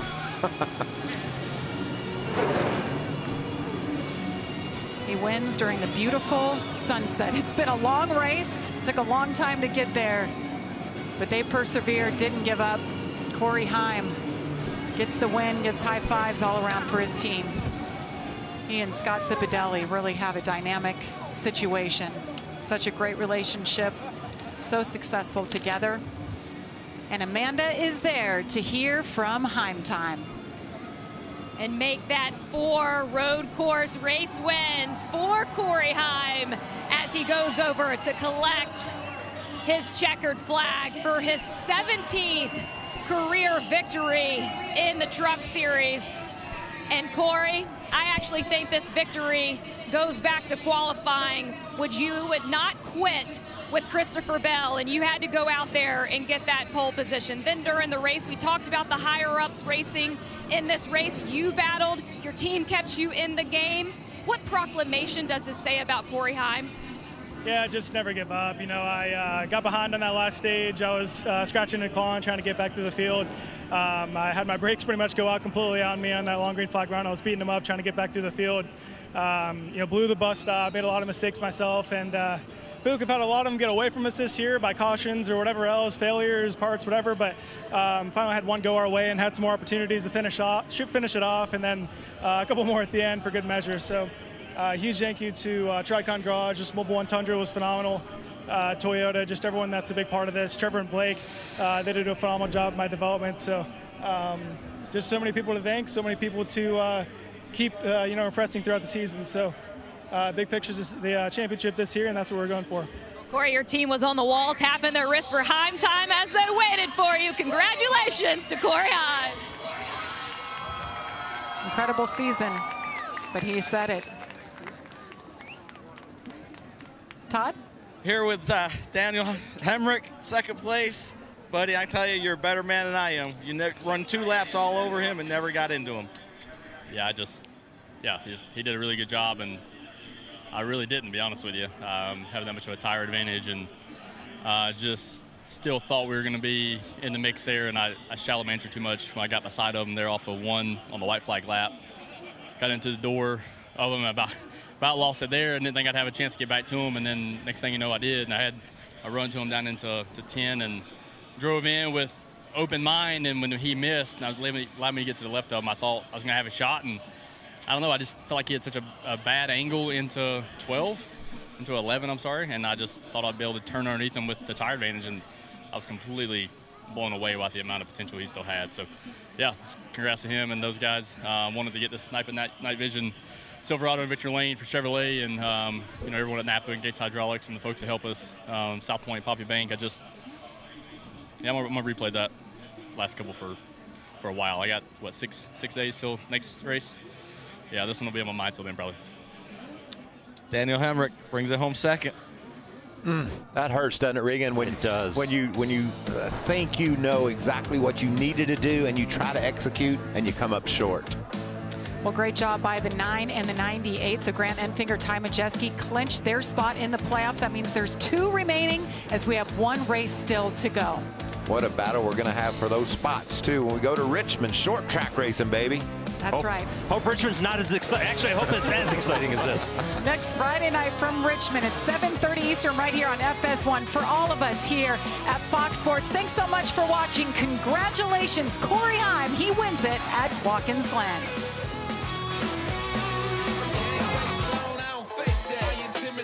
Eliminate competition like a dinner plate. I'm what makes a winner great. I invigorate. You buckle down and disintegrate. You feel me? Coming through with that weak sauce. You weak boss. Don't wanna take